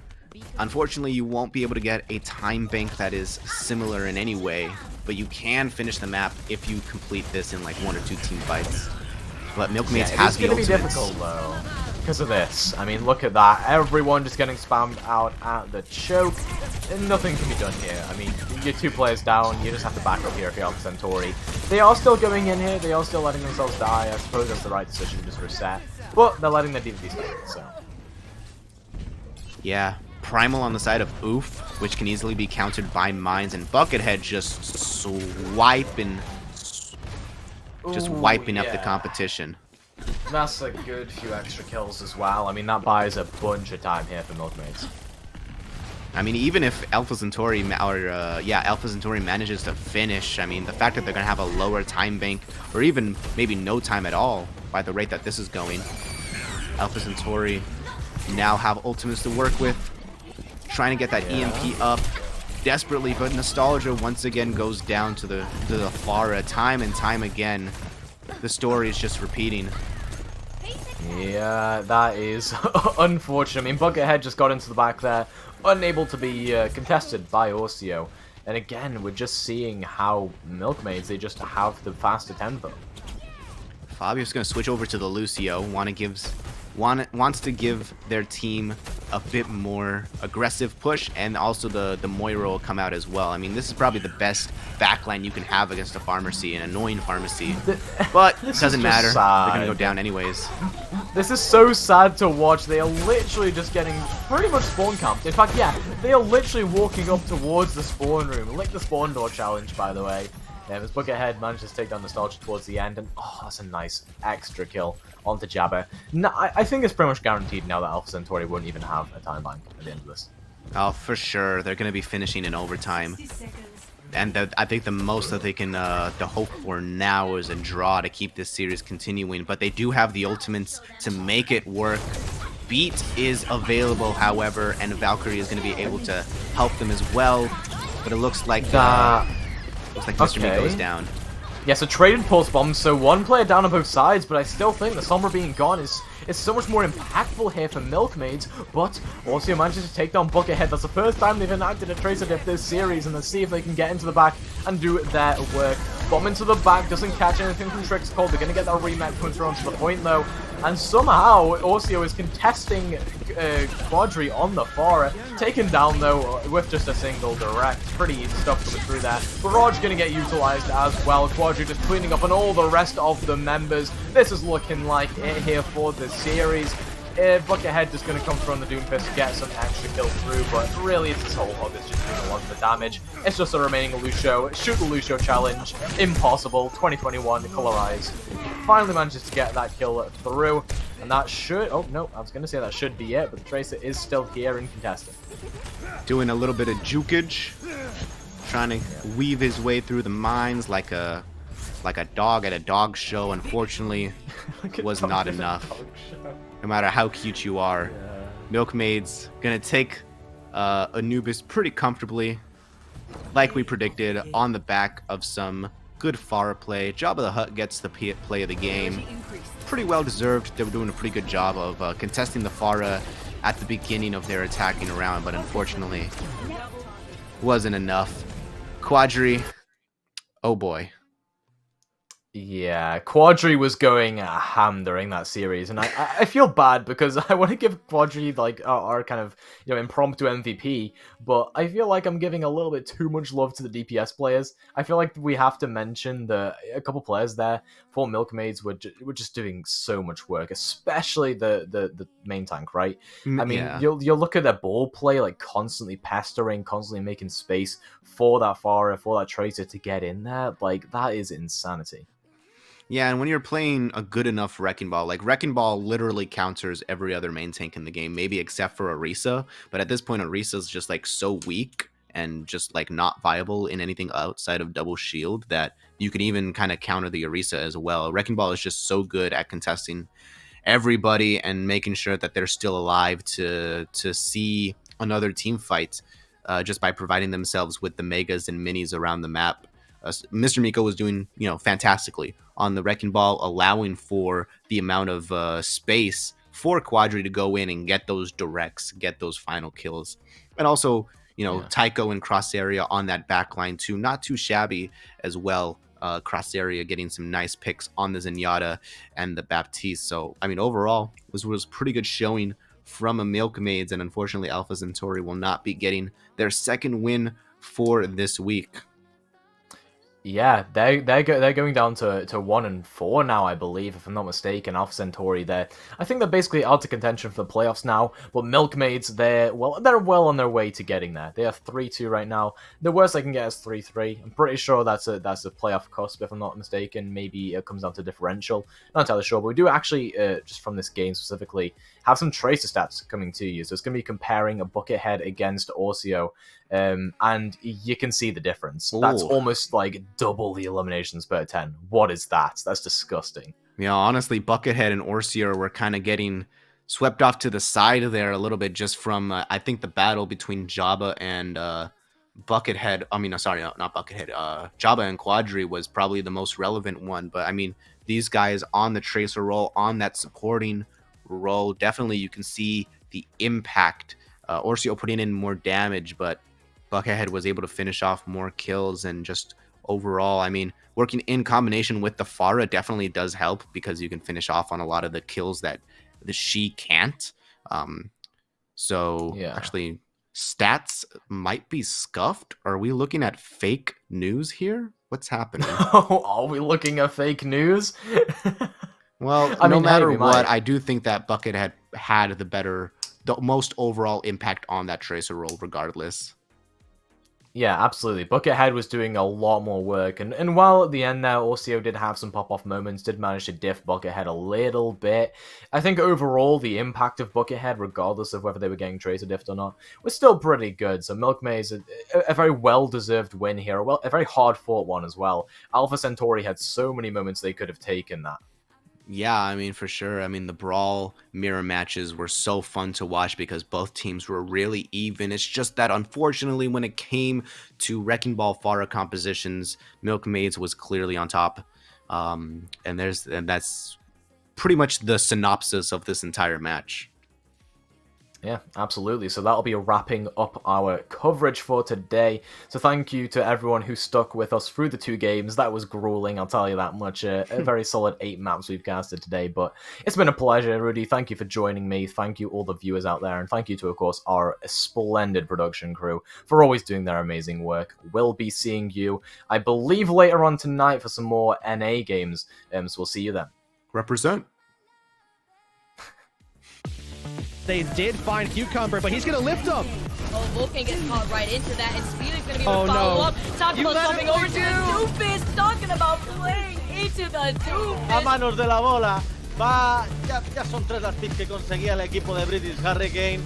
We need your help to decide our opinion outpost MVP of the match. He's got a minute to kind of work some sort of pick against this Doc, and oh my good lord, he just got eviscerated. Oh! He's not dead! Hey, now he's dead! Holy cow, I've never seen someone get so aggressive. Oh, catches their opponent outside of the building, and that is it! It's Rocket League Wednesday on the High School Esports League home room. I am, as the kids say, vibing right now. This is just fumes for them, while Pharaoh rips shot after shot after shot of the back of them. Good wall towards site, but it's already been broken, so they can't even get that spike down trustedly.